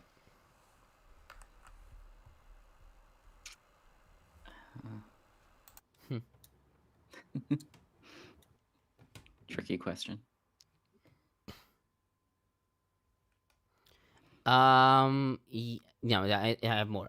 In the second part of Job's speech, the fathers notice three main aspects: an expression of despair and grief that is proper to the weakness of human nature, a prophetic foreshadowing and invocation of the redemption in Christ, according to Gregory, and an absolute faith in God that is not destroyed by Job's afflictions and sufferings. Job prays both for his hearing and his being heard. There are two ways of hiding before God: hiding from God and being hidden in God. To be hidden in God is salvation, but to hide oneself from God is ruinous. The righteous are consoled to know the reason for their punishment. The human mind is agitated by as many gusts as it undergoes temptations, according to Chrysostom. And I want to just see what Gregory has to say. That's long. It's fucking long. Yeah, there's only so much bullshit we need on this chapter. Yeah, I'm not gonna bother. But it is still... okay. Yeah, I'm done. Yeah. Any Christians? What do you mean, any Christians? I already said them. Oh, you did say them. That was the Christians. All the stuff about Christ. Oh my God. That was and the Christians. Foreshadowing of the salvation of Christ. Yeah. Oh, I just thought that was one of the Jews talking in a professorial tone before Jesus existed. Right? Yeah, of course. Yeah. Many Jesuses. Okay, so we are on 14 now. Yes. Yeah, I was gonna say because Jesus is here again in the first verse of this chapter. And, okay. It's still Job talking for context. All right. Of course it is. Mortals, born of woman, are of few days and full of trouble. They spring up like flowers and wither away like fleeting shadows. They do not endure. Do you fix your eye on them? Will you bring them before for judgment? Who can bring what is pure from the impure? No one. A person's days are determined. You have decreed the number of his months. You have set limits he cannot exceed. So look away from him and let him alone till he has put his time in like a hired laborer. At least there is hope for a tree. If it is cut down, it'll sprout again, and its new roots will not fail. Its roots may grow old in the ground, and its stump may die in the soil, yet at the scent of water it will bud and put forth shoots like a plant. But a man dies and is laid low. He breathes his last and is no more. As the water of a lake dries up, or a riverbed becomes parched and dry, so he lies down and does not rise. Till the heavens are no more, people will not awake or be roused from their sleep. If only you would hide me in the grave and conceal me till your anger has passed. If only you would set a time and then remember me. If someone dies, will they live again? All the days of my hard service, I will wait for my renewal to come. You will call and I will answer you. You will long for the creature your hands have made. Surely then you will count my steps, but not keep track of my sin. My offenses will be sealed up in a bag, and you will cover over my sin. But as a mountain erodes and crumbles, as a rock is moved from its place, as water wears away stones, and torrents wash away the soil, so you destroy a person's hope. I love that. You overpower them once for all, and they are gone. You change their countenance and send them away. If their children are honored, they do not know it. If their offspring are brought low, they do not see it. They feel but the pain of their own bodies and mourn only for themselves. Very, very deterministic. In the best way possible, of course, because he's like, hey, listen, if like you already have our time set, right? Like if we go like compare this to like Ecclesiastes, there's the exact same idea. There's a time for everything, or like I should say everything in its time. And like the days are set, they're marked down, they're predetermined, they're already in the book. So like just stop fucking with me until that point. Good I stuff. like the way this is phrased. I need to remember this verse. Oh, just yeah, just recite it to someone. Yeah, 14:19. As water wears away stones. I would just imagine putting your hand on a shoulder, somebody, you're going to tell them something meaningful. As water wears away stones and torrents wash away the soil, you destroy a person's hope.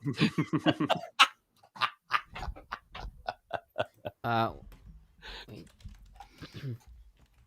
Which verse was that again? It's extra funny when you consider that at the end of Job, God literally says, Job spoke the truth of me and all y'all did not.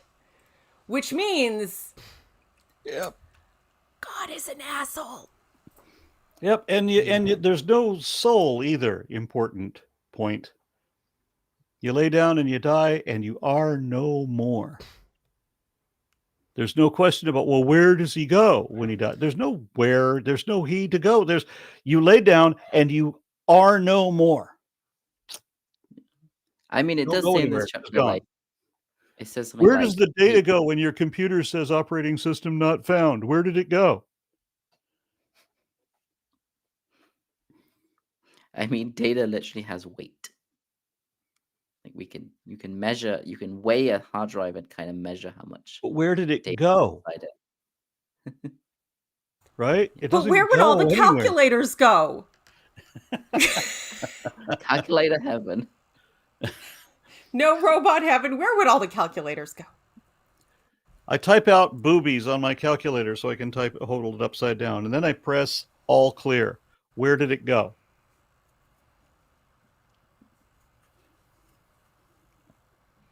No, it's not called robot heaven. What is it called?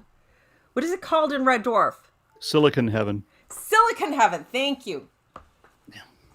Ridiculous. Where would all the calculators go? I said I'm a pantheist, not that I'm a frying pantheist.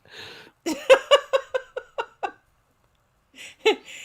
that God is infinite, and given that the universe is also infinite, would you like a crumpet? Nerds. Yes, and by the way, Lilith, I sense that you haven't gone out of your way to tell me how wonderful the experience was, so I know you haven't yet watched Jabberwocky. Oh, you're right. I'm so sorry. There's been Christmas family shit, and I absolutely have been trying to find Jabberwocky. I will. You know what? When you have time to enjoy it in peace, do so. You know what? I have. My mom is commissioning me to make things for gifts for her friends, so I can absolutely. I'm gonna take an afternoon and do this shit, and I'll find a way to watch Jabberwocky. I wish I could watch it with you, because I wouldn't recommend this movie for a whole lot of people, but there's certain ones I know that it will resonate with. So you need. I get the feeling you need certain meme knowledge. But I'm excited. This sounds fun. Yeah. Mm-hmm. Okay, so I'll start with verse 1. Several commentators understood this verse to mean that humans are born impure, since woman, quote-unquote, is thought to have been a metaphor for uncleanness or weakness. Thus, Gersonides writes that, quote, man was created from a putrid drop, and that is the female blood, end quote. And Kimchi writes, quote, the first man came out clean and lived many years, and from him the female was created. But he who is born from a woman is created from filth and is short-lived, end quote. You know, I have to say, it's amazing. Absolutely amazing. Of all the myths in the Bible that are obvious bullshit, none is more obviously bullshit than the myth of Adam and Eve and the rib. Every single one of you only exists because a woman made you in her body. That has been true of every person, and specifically of every man, since the beginning of time, or at least the beginning of sexual reproduction. You only exist because of us, and that's been part of the recognition of the divine feminine in human history, of the mother, the power to give life or to withhold from giving life. Big thing. And just men could not let us have it. They had to insist that, yes, but the first man, he didn't come from you. he came from dirt and you actually came from us. And so there.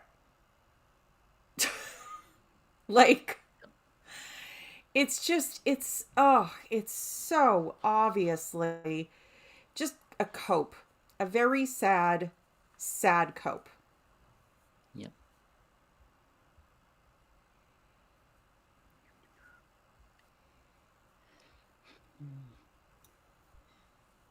No.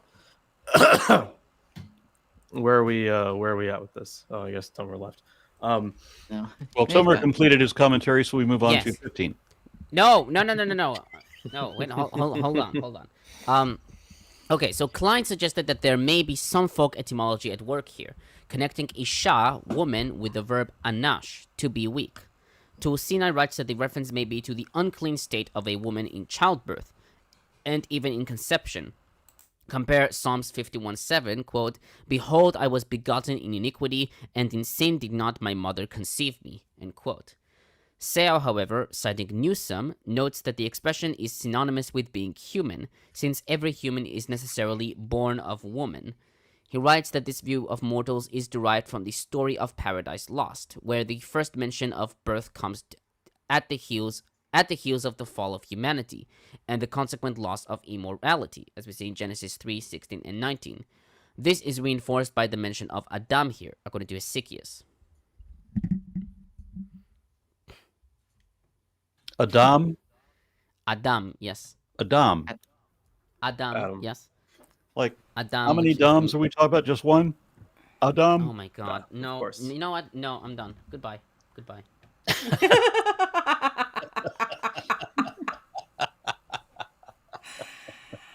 Oh, Tomer and his hatred of English.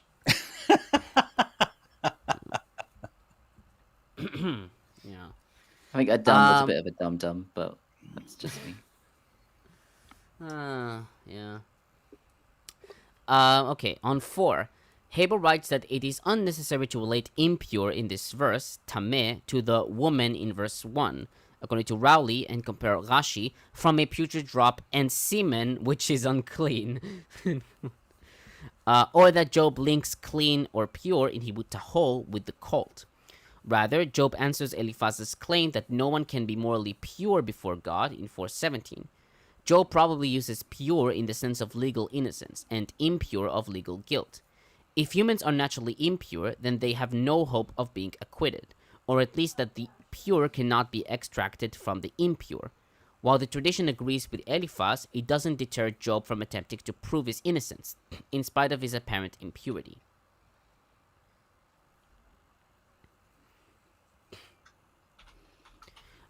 On verse 6, Clines writes that Job's urging God to desist, in Hebrew chadal, to leave him alone, as was in 7:16 and 10:20, follows the conventional form of lament, though here it is humankind here that is, quote, the ostensible object of God's unremitting attention, end quote. Many scholars try to understand joy, ratzah, here, in a more somber context, which differs from enjoy, but this fails to recognize the conventionality of the expression. Instead, the point is that just as the day laborer does not fully enjoy his work, so too is Job in his position.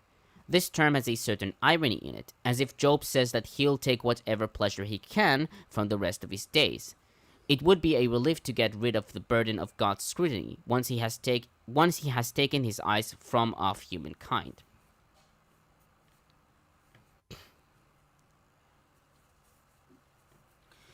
On verses 7 through 9, Hartley comments, quote, Job speculates as to whether a person might live again after he dies. He observes that when a tree is cut down, sometimes a new shoot sprouts from the old stump. If that happens, a new tree eventually stands in place of the old. Even though a stump may be dormant for a long time, a good soaking rain often spurs new growth. Such a marvel suggests that the new growth has shot up at the scent of water. The stump has been waiting, so to speak, for a chance to send forth new life. A farmer takes advantage of this natural characteristic in trees. When a tree in his orchard orchard, of course, begins to grow old and its branches split beneath the weight of its fruit, he cuts it down and grafts a new shoot into the stump. That shoot will grow into a tree that will bear fruit sooner than a newly planted sapling would. This custom was practiced in the Near East for vines, figs, pomegranates, and walnuts, according to Driver Gray. Yeah, fair enough. Yeah, it's a type of grafting. Wait, doesn't the law say you can't graft, or is it that you only can't graft different things? You can graft the same, but not different. You can't. Okay. Yeah, you can't. But for there are some. There is something about. Actually, it might be the same with being for the Sukkot festival, you're supposed to have like 4 species, and one of them is a citrus, and so. In order for them to be like the perfect fruit, they're not supposed to be grafted in any way. So literally, people will go to Italy and inspect the trees before the harvesters and stuff to show these are actually fit for the mitzvah, the commandment. Well, both lemons and apricots exist because of grafting, as far as I know. So, yeah, the citrus fruits in general are very interesting. If you want like the evolution of like. How we have all these different fruits from like I think it's 4 or 5 different original species and everything else are hybrids. It's pretty it wasn't a lemon. It was a cross between a bitter orange and a citron. Something like that, probably. Yeah. I don't know. There was a meme about how life didn't give us lemons; we fucking made them. I was like, that is just so, yeah. Yeah. Okay, on 11 and 12, Seow writes that Job's comparison between the drying of the sea and the river in verse 11 is puzzling, since dried up lakes and rivers are usually replenished with the next season of rainfall, and so they symbolize the possibility of renewal. However, verse 11 echoes Isaiah's oracle against Egypt, which speak of the failure of the sea and river as a consequence of God's annihilation, as we see in Isaiah 19:5. What is portrayed here is a divinely initiated cosmological reversal, as the pair of sea and river implies, as we see in Isaiah 52, Nahum 1:4, and Psalm 66:6. Such cosmological interventions render the sea and river dead, and there can be no regeneration like plants, quote, at the scent of the water, end quote. Likewise, when humans die, they will not naturally regenerate, but would remain extinct as long as the heavens exist, as we see in verse 12, i.e., until the universe is no more. See in Deuteronomy 11:21, Psalms 89:30, which is 29. If there is any reversal of death, it can only be in an impossibly remote end of the whole universe. So when you're dead, you're dead?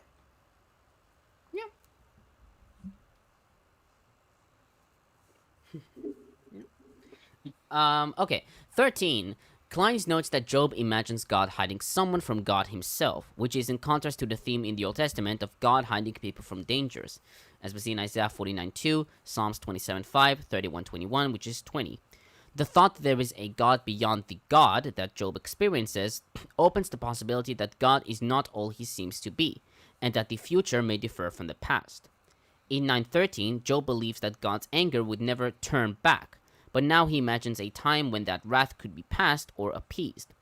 Although Job does not use the word anger in his speech as he did in his previous speech, as we see in 9 verses 5 and 13, we can probably infer by this verse about God's hostility, pictured in 13:25-27, and the social disorder in 12:13-25, which are motivated by the same divine anger dominating God's actions in chapters 9 and 10.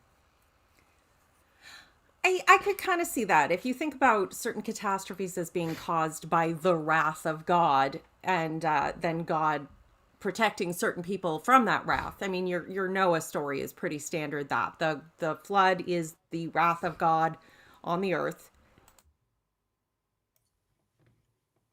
Pardon me. And yet God defends Noah and his family, protects them from his wrath. And the Passover story is similar.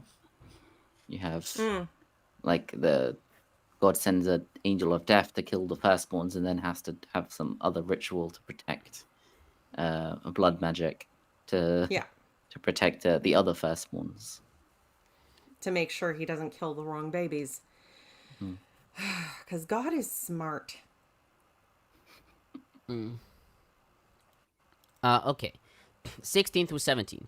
Habel writes that if Job would return from his exile in Sheol, then God's attitude towards him would be different. Instead of watching Job's sins, as we've seen 7 verses 8, 19, and 20, 7 verses 8, 19 and 20, and 13, 27, God would no longer watch Shamar for his sins, but would revert to his pattern of providential care. Thus, when Job meets with God, the latter would seal up his sins and make them forever inaccessible, and Job wouldn't be held accountable or suffer affliction because of them. Habel notes that some scholars differ on the meaning of sealing, quote-unquote. He writes, quote, according to Pope, the action of sealing things in a pouch or bundle is associated with ancient methods of accounting in which pebbles are moved from one container to another and corresponding tallies kept. He finds the same custom reflected in the imagery employed by Abigail when she refers to David as someone in the bundle of the living, quote-unquote, 1 Samuel 25:29. Tur-Sinai, however, links this passage with the custom of sealing papyrus texts, which are then inaccessible to any but those authorized to break the seal. Compare Daniel 7:10. The celestial book of the living may reflect a similar hidden record of all the living persons, as we see in Exodus 32:33, Psalms 139:16, and Daniel 12:1. Tur-Sinai also suggests that the daubing, in Hebrew tafal, of Job's iniquity refers to the spreading of sealing wax on the document where the seal is affixed. God's actions will effectively remove Job's sins forever. He will not whitewash or daub Job with lies, as the friends have done in 13:4.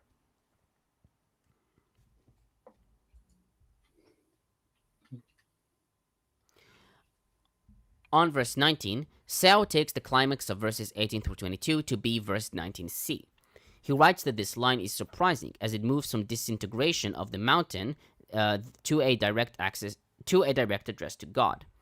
He notes that the verbs contribute to the build-up, with verbs like falls, withers away, and passes by on verse 18, to verbs of water eroding stones and torrents washing away in verse 19, and finally to God making hope perish.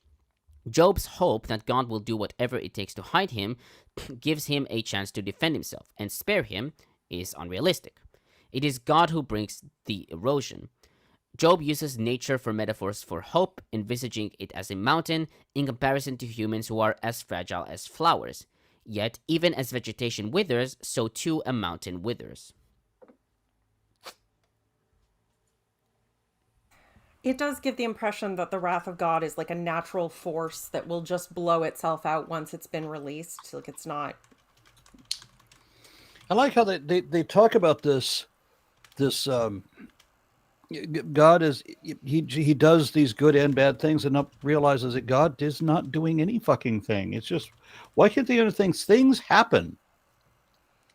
And things happen because of other causes, not because somebody is arbitrating what should happen. Well, we'd like to have someone we could plead our case to. It's a tempting fantasy, apparently, and it's one our species has been subjected to for a very, very long time. I mean, I think people that believe in destiny are more easily controlled, if that makes sense. I think that's true, but I think there's also a certain element of, I hesitate to call it intellectual laziness because it's not really fair. Life is exhausting and we cannot do everything longhand. We do need some mental shortcuts. We have shit to do. But yeah, thanks capitalism. Fucking capitalism. But I'm saying, like, if you look at any like story, fantasy, whatever, where you've got like prophecy and stuff, you always end up with being able to, like, well, if you want to change your destiny, then you need to do this for me or whatever. Like,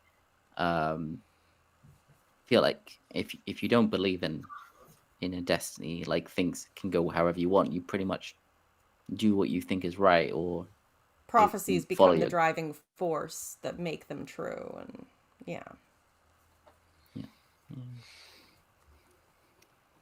We try and make sense of our lives with stories, and then those stories start to become the thing we serve rather than the thing that serves us. And that's, yeah.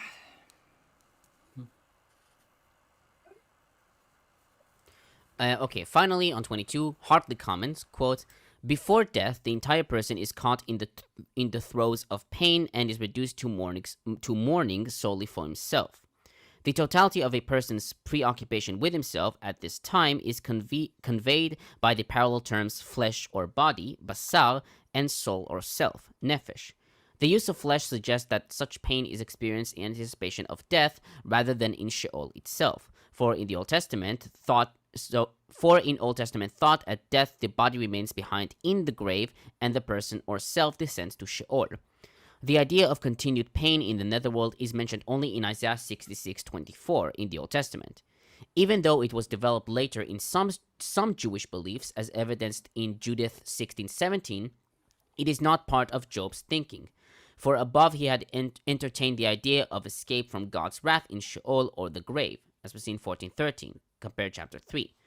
The fact that the sufferer centers his thoughts on his own predicament is emphasized by the prepositional phrase on him, alav, standing at the center of both lines." Yeah, Rashi says that a worm is as painful to the dead as a needle in the flesh of the living, which is an interesting way of saying that the dead can experience pain. Yeah, it's weird. He's wrong, you know.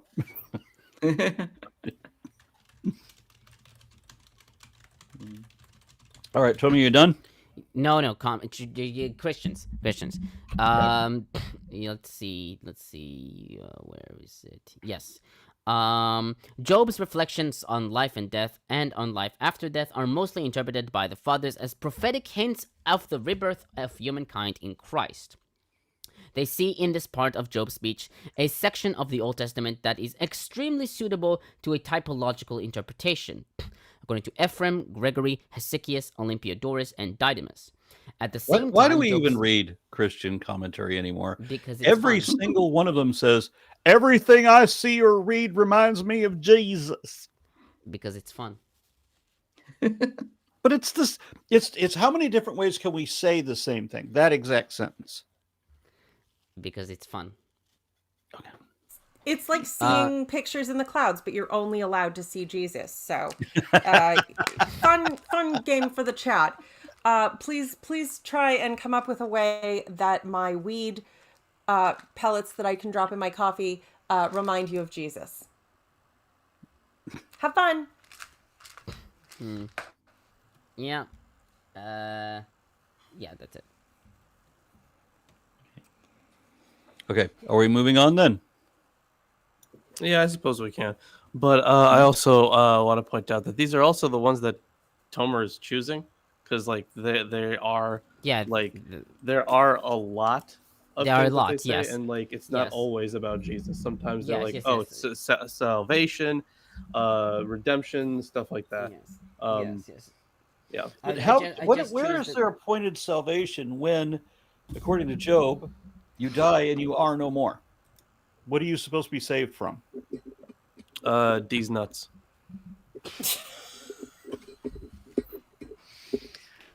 Then Eliphaz the Temanite replied, "Wait, would haven't a you read wise already? person answer with empty notions?" Wait, Arnold, haven't you read already? Yeah, he reads 1 and 3. Okay, you're right. Right, but this is we started at 12. This is the fourth chapter. 12 and 14. Yes, Okay. chapter 15 now. Oh wow. Okay. Oh my Should God, I read all it? the way to Eliphaz? Okay, yeah. Go ahead. Yeah. Yeah, All right. Just if the word math pops up, say math and not maths. Yeah, because we're only it's math is like a non-countable word. It's like evidence, right? It's not evidences. No, I can't have Hovind. No. Yeah, but maths is short for mathematics, and mathematics is countable. Yeah, how many mathematics are there? Calculus, I don't know.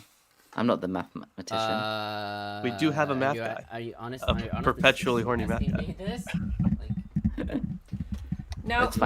No more math talk. Shush. Okay. You read, Isaac.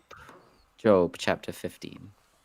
Eliphaz the Temanite said in reply, does a wise man answer with windy opinions and fill his belly with the east wind? Should he argue with useless talk, with words that are of no worth? You subvert piety and restrain prayer to God. Your sinfulness dictates your speech, so you choose crafty language. Your own mouth condemns you, not I. Your lips testify against you. Were you the first man born? Were you created before the hills? Have you listened in on the counsel of God? Have you sole possession of wisdom? What do you know that we do not know, or understand that we do not? Among us are gray-haired old men, older by far than your father. Are God's consolations not enough for you, and his gentle words to you? How your heart has carried you away, how your eyes have failed you, that you could vent your anger on God and let such words out of your mouth. What is man that he can be cleared of guilt? One born of woman, that he be in the right. He puts no trust in his holy ones. The heavens are not guiltless in his sight. What then of one loathsome and foul man who drinks wrongdoing like water? I will hold forth, listen to me. What I have seen I will declare. That which wise men have transmitted from their fathers and have not withheld, to whom alone the land was given, no stranger passing among them. The wicked man writhes in torment all his days. Few years are reserved for the ruthless. Frightening sounds fill his ears. When he is at ease, a robber falls upon him. He is never sure he will come back from the dark. A sword stares him in the face. He wanders about for bread. Where is it? He knows that the day of darkness has been readied for him. Trouble terrifies him. Anxiety overpowers him, like a king expecting a siege. For he has raised his arm against God and played the hero against the Almighty. He runs at him defiantly with his thickly bossed shield. His face is covered with fat and his loins with blubber. He dwells in cities doomed to ruin, in houses that shall not be lived in, that are destined to become heaps of rubble. He will not be rich. His wealth will not endure. His produce shall not bend to the earth. He will never get away from the darkness. Flames will sear his shoots. He will pass away by the breath of his mouth. He will not be trusted. He will be misled by falsehood, and falsehood will be his recompense. He will wither before his time, his boughs never having flourished. He will drop his unripe grapes like a vine. He will shed his blossoms like an olive tree. For the company of the impious is desolate. Fire consumes the tents of the briber. They have conceived mischief, given birth to evil, and their womb has produced deceit. How lovely. Yeah, sounds like someone ran out of patience. Yeah. I did like, in the very beginning here where he says, should the wise man answer with windy knowledge and fill themselves with the east wind? So yeah, that east wind line's pretty weird. Which reminds me, pull my finger. That's pretty good. But Marvin Pope points out that the in this context, the east wind would be blowing like, hot desert air. And like sand and shit, basically. So yes. It's essentially the equivalent of saying blowing hot air. Yeah, that's the equivalent of the Khamsin, the what is it, Sirocco as well. So that's how Pope translates it. Yeah. Yes. In verse 32, I said bows instead of boughs, as in like 32. A branch of English. What are you gonna do? He will bows. OUGH especially. It's like bows. There's like 7 different ways of pronouncing it, and ow. Bows. It's bows. Yeah, bows. Just as it's slow. What is it, Isaac? What did you say? What did you say about I said bow instead of bow. Bows. When I saw it, I was like, oh, that's that weird word that no one uses anymore. No one uses bows anymore. Yeah, no one. Yeah, I'm sure Homer's going to love this. I mean, if you're talking like a bow and arrow, that's BOW, isn't it? Yes. Yeah. Okay. Yeah, no, but this is the boughs of the tree. Bow. But you can also bow, and that's BOW. Yes. Yes. But the boughs of the tree that might make the boughs of the tree that might make the bows. Beautiful language that you would bend when others refuse to bow. Yes. Yeah. OUGH is like there's like you've got all like bought, you've got through, you've got drought, draft. There's like all spelled OUGH, but it's like 7 different ways to pronounce it. I mean, they probably all come from like a Germanic sounding like "och," like a "och" sound, but yeah. I don't think it's pronounced "och." I think it's pronounced "orokai." Yes, it would likely be the which is the more open O sound. Anyway, doesn't matter. We're getting back to the Bible because this is not a grammar class.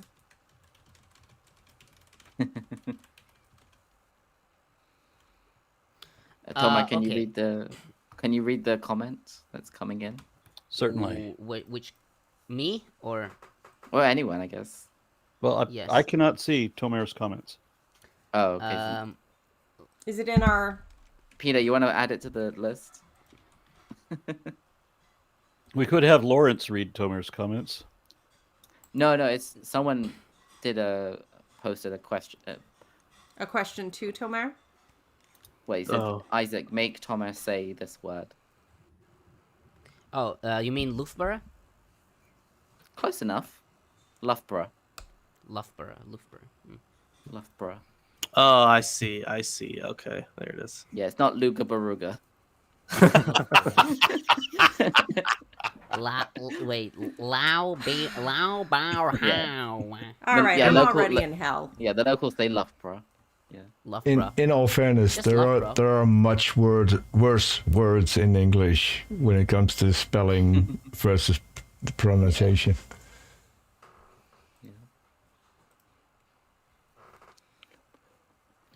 Okay, so I'll start with verse 2. Fill their belly with the hot east wind. Hebrew for hot east wind is kadim.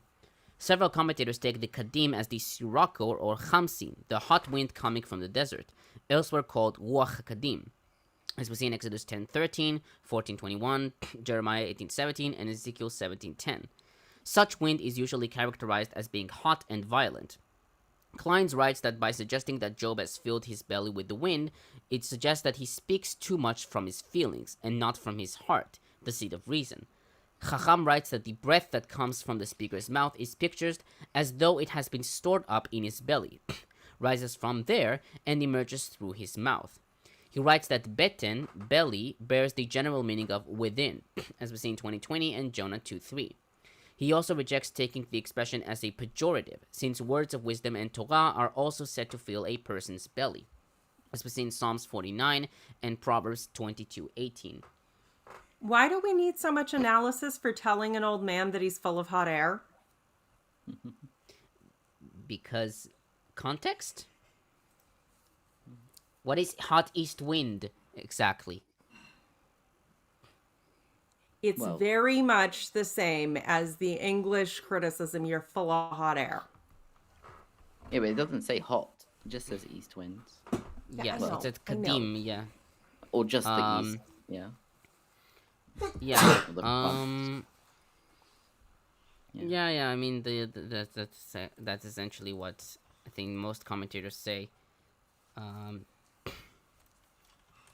The English phrase is hot air. It's not about a literal translation. It's about the idea of saying, yeah, you're just a windbag at this point. I guess. Okay, on 4 through 6. Habel writes that Eliphaz's main concern is about, quote, the correct form of sapiential instruction and speech, end quote. Job's way of speaking is, according to Eliphaz, amounts to sacrilege, since Job's language deviates from that of the wise. Eliphaz concludes that Job's speeches reveal a hidden inner guilt, and that his language is that of the cunning, in Hebrew aromim, whose plans God frustrates. Thus, Eliphaz believes that Job's own words condemn him, and that he perverts the fear of God, quote unquote.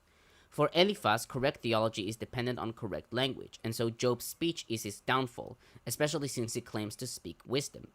Though it is not stated what Job said which made Eliphaz declare his verdict, his arrogant and passionate style are already self-incriminatory to Eliphaz. Yes, because God forbid anyone should actually treat their, life and death situation seriously and speak with authority on their own mind. The only thing any of us is an absolute authority on.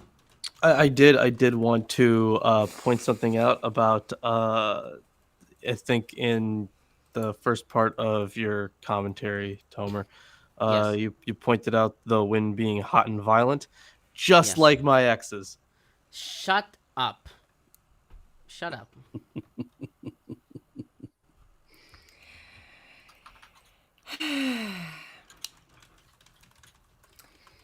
This is why Barney Stinson is a comic character, and you do not actually take advice from the silly creature.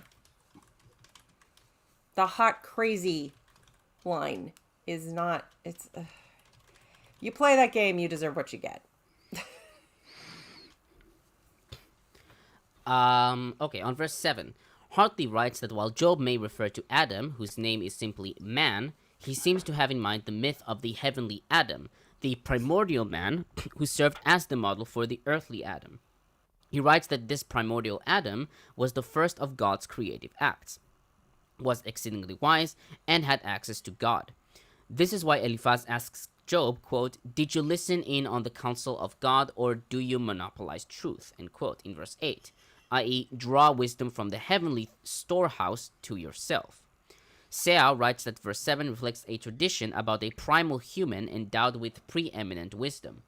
This tradition, which was ancient and widespread, is attested in the myth of Adapa, found in the Amarna archives, dated to the 14th century BCE.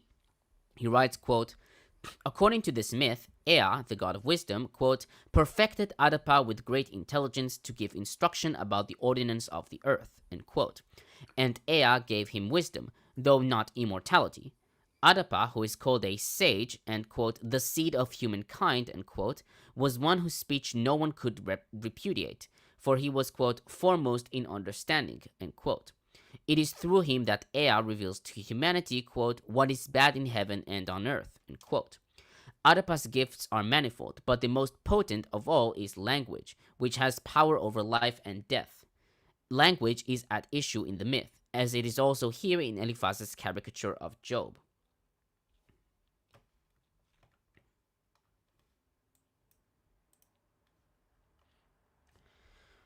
On verse 10, the words for gray-haired, sav, and old, yashish, are singular, which led some commentators to conclude that Eliphaz is speaking of himself, according to Pope, Forel, Dom, and Clines. Seow, however, writes that it would be very strange for Eliphaz to refer to himself as, quote, both the gray-headed and the elderly among us, end quote. Thus, these terms are understood by others, like Hakham, Hartley, and Habel, to refer to the friends collectively. Some commentators conjectured that Eliphaz was 80 years old, so literally older than Job's father, according to Forer and de Wilte. Gersonides suggested that Eliphaz was older than Job, whilst the rest of his friends were younger than him, or that Zophar alone was younger than him.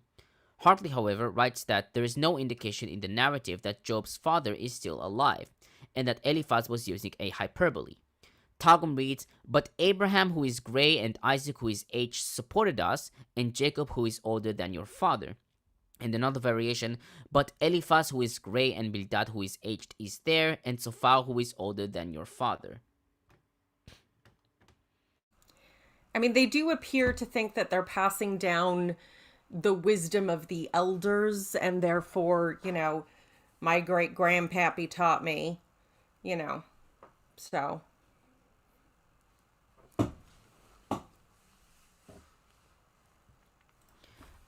Okay, 14, or those born of women that they could be righteous.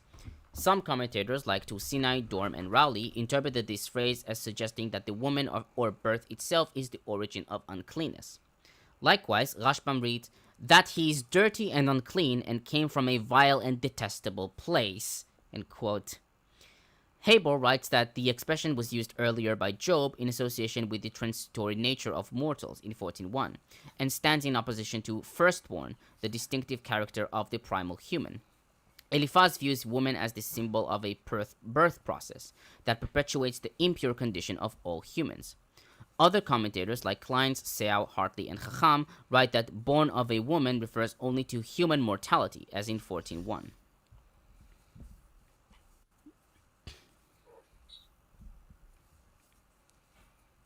On 17 through 19, Hartley writes that Eliphaz begins his description on the woes of the wicked with an extended introduction.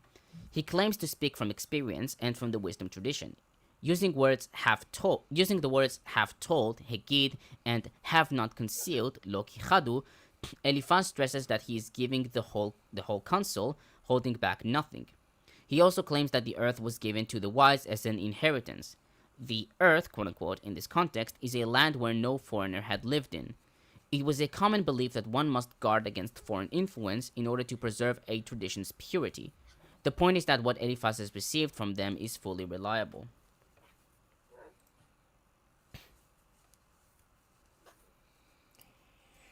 Yep.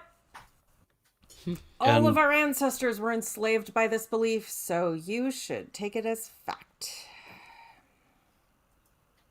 Are you done, Tomer? Oh, no, I'm not done. 22. Seow writes that verse 22a, Lo ya'amin shuv minei choshech, can be understood in two ways. One, the wicked person doesn't believe in the possibility of avoiding the tragic end of eternal darkness because he has no faith in it, as Aquinas noted. This parallels Job's resignation of going down to the place of darkness from which he cannot turn back in 7:10 and 10:21. Thus, verse 22b could be understood to mean that such a faithless one simply looks forward to his destiny. And 2, Eliphaz may mean that the wicked is so definitively headed for destruction that he cannot trust turning back from darkness.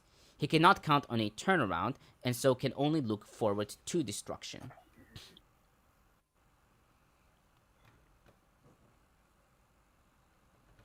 On verses 25 and 26, Habel comments, quote, The cause of the wicked man's sense of terror and impending doom is his basic hubris toward El.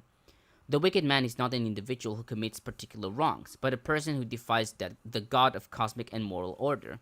He plays the hero, Gebel, in Hitpael, and attempts to take on God as his personal opponent. There is probably an allusion here to Job's high-handed assertion that God is treating him as formidable foe, see on 7:12 and 13:24. Tzofar extends the theme of exalted insolence in his portrait of the tyrant threatening the heavens in 26 forward. Significantly, when Yahweh answers Job from the whirlwind, he challenges Job to gird his loins like a hero, Gibor or Geber, and demonstrate the might of his right arm in 47 through 9. Yeah, I can't wait till we get to God's response, because that is going to be interesting.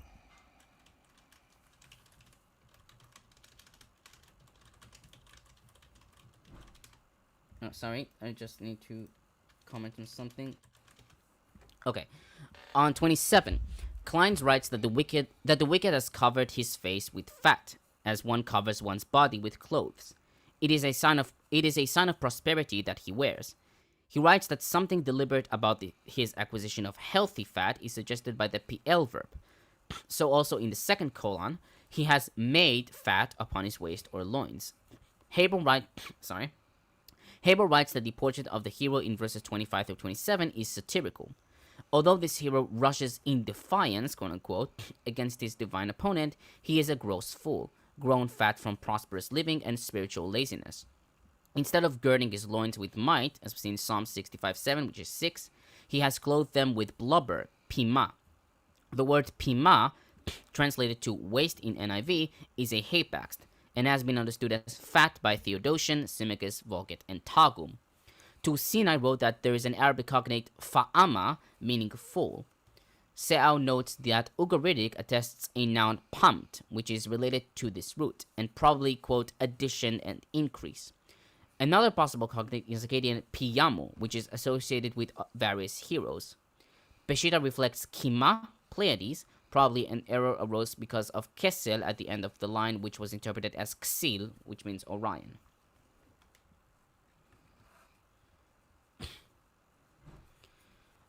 On verse 30, Clines writes that Eliphaz continues with the imagery of the fragile plant to describe the wicked. This is not a precise image, and it is more meaningful to the inhabitants of the Middle East than to inhabitants in more temperate zones. However, the imagery is used to portray the insubstantiality of the wicked man's life.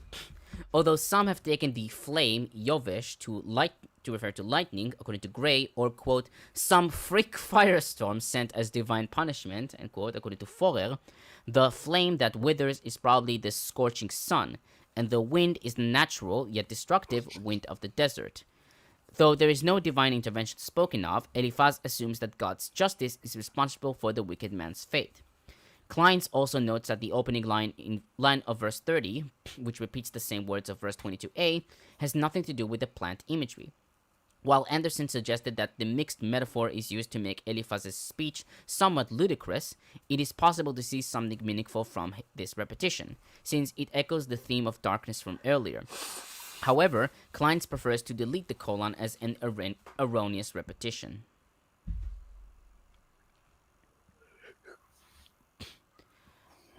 On 31 and 32, Hartley comments, quote, the wicked person who has been broken should not trust in vain, hoping that he will rule again. He is not like a broken tree which may again grow stalwart and yield fruit. Compare 14:7-9.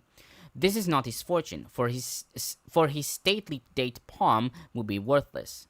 Before its day, i.e. the harvest, it will wither. Its branches will turn brown, and its young fruit will drop off. Renewal is not possible for this tree, because an austere environment squeezes out its energy, its life. With this illustration from nature, Eliphaz is discouraging Job's speculation that there might be hope beyond death for a person, a thought promoted by his observation that a felled tree may sprout again.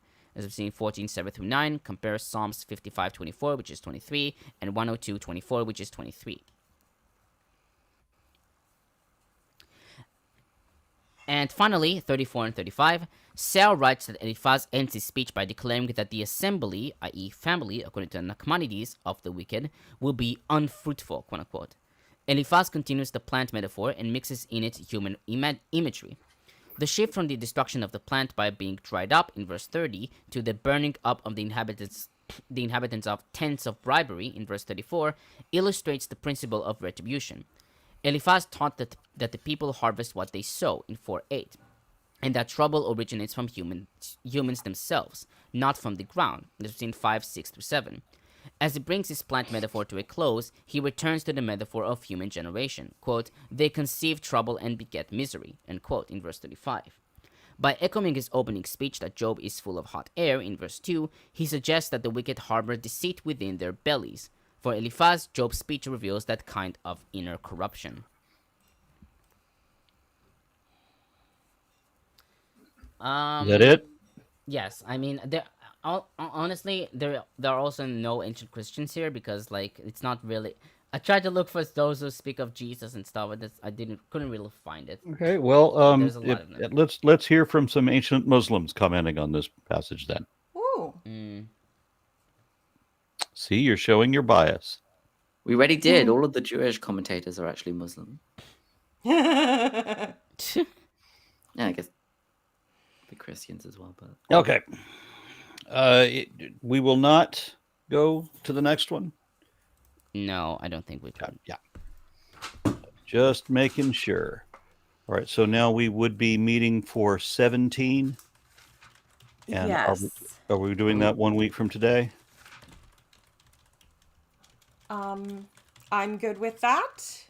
Is everybody else good with that? Wait, hold on.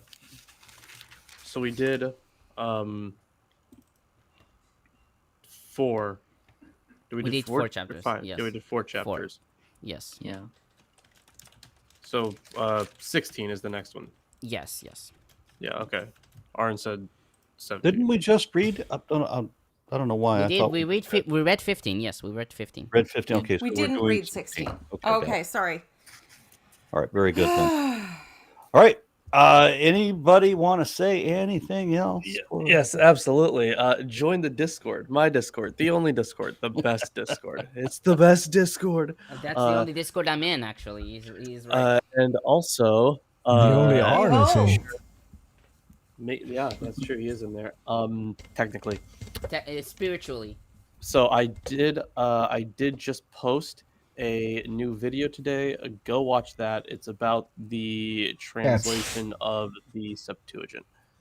It's about cats. Wait, it's cats are there. Mostly cats. Yeah, I like how I so often hear. What is the Septuagint, Lawrence? It's the Greek. It's the Greek translation. Why does everybody tell me then when they reference it, they say according to the Greek Septuagint? Well, I don't know, because they're clarifying that it's Greek. I don't know.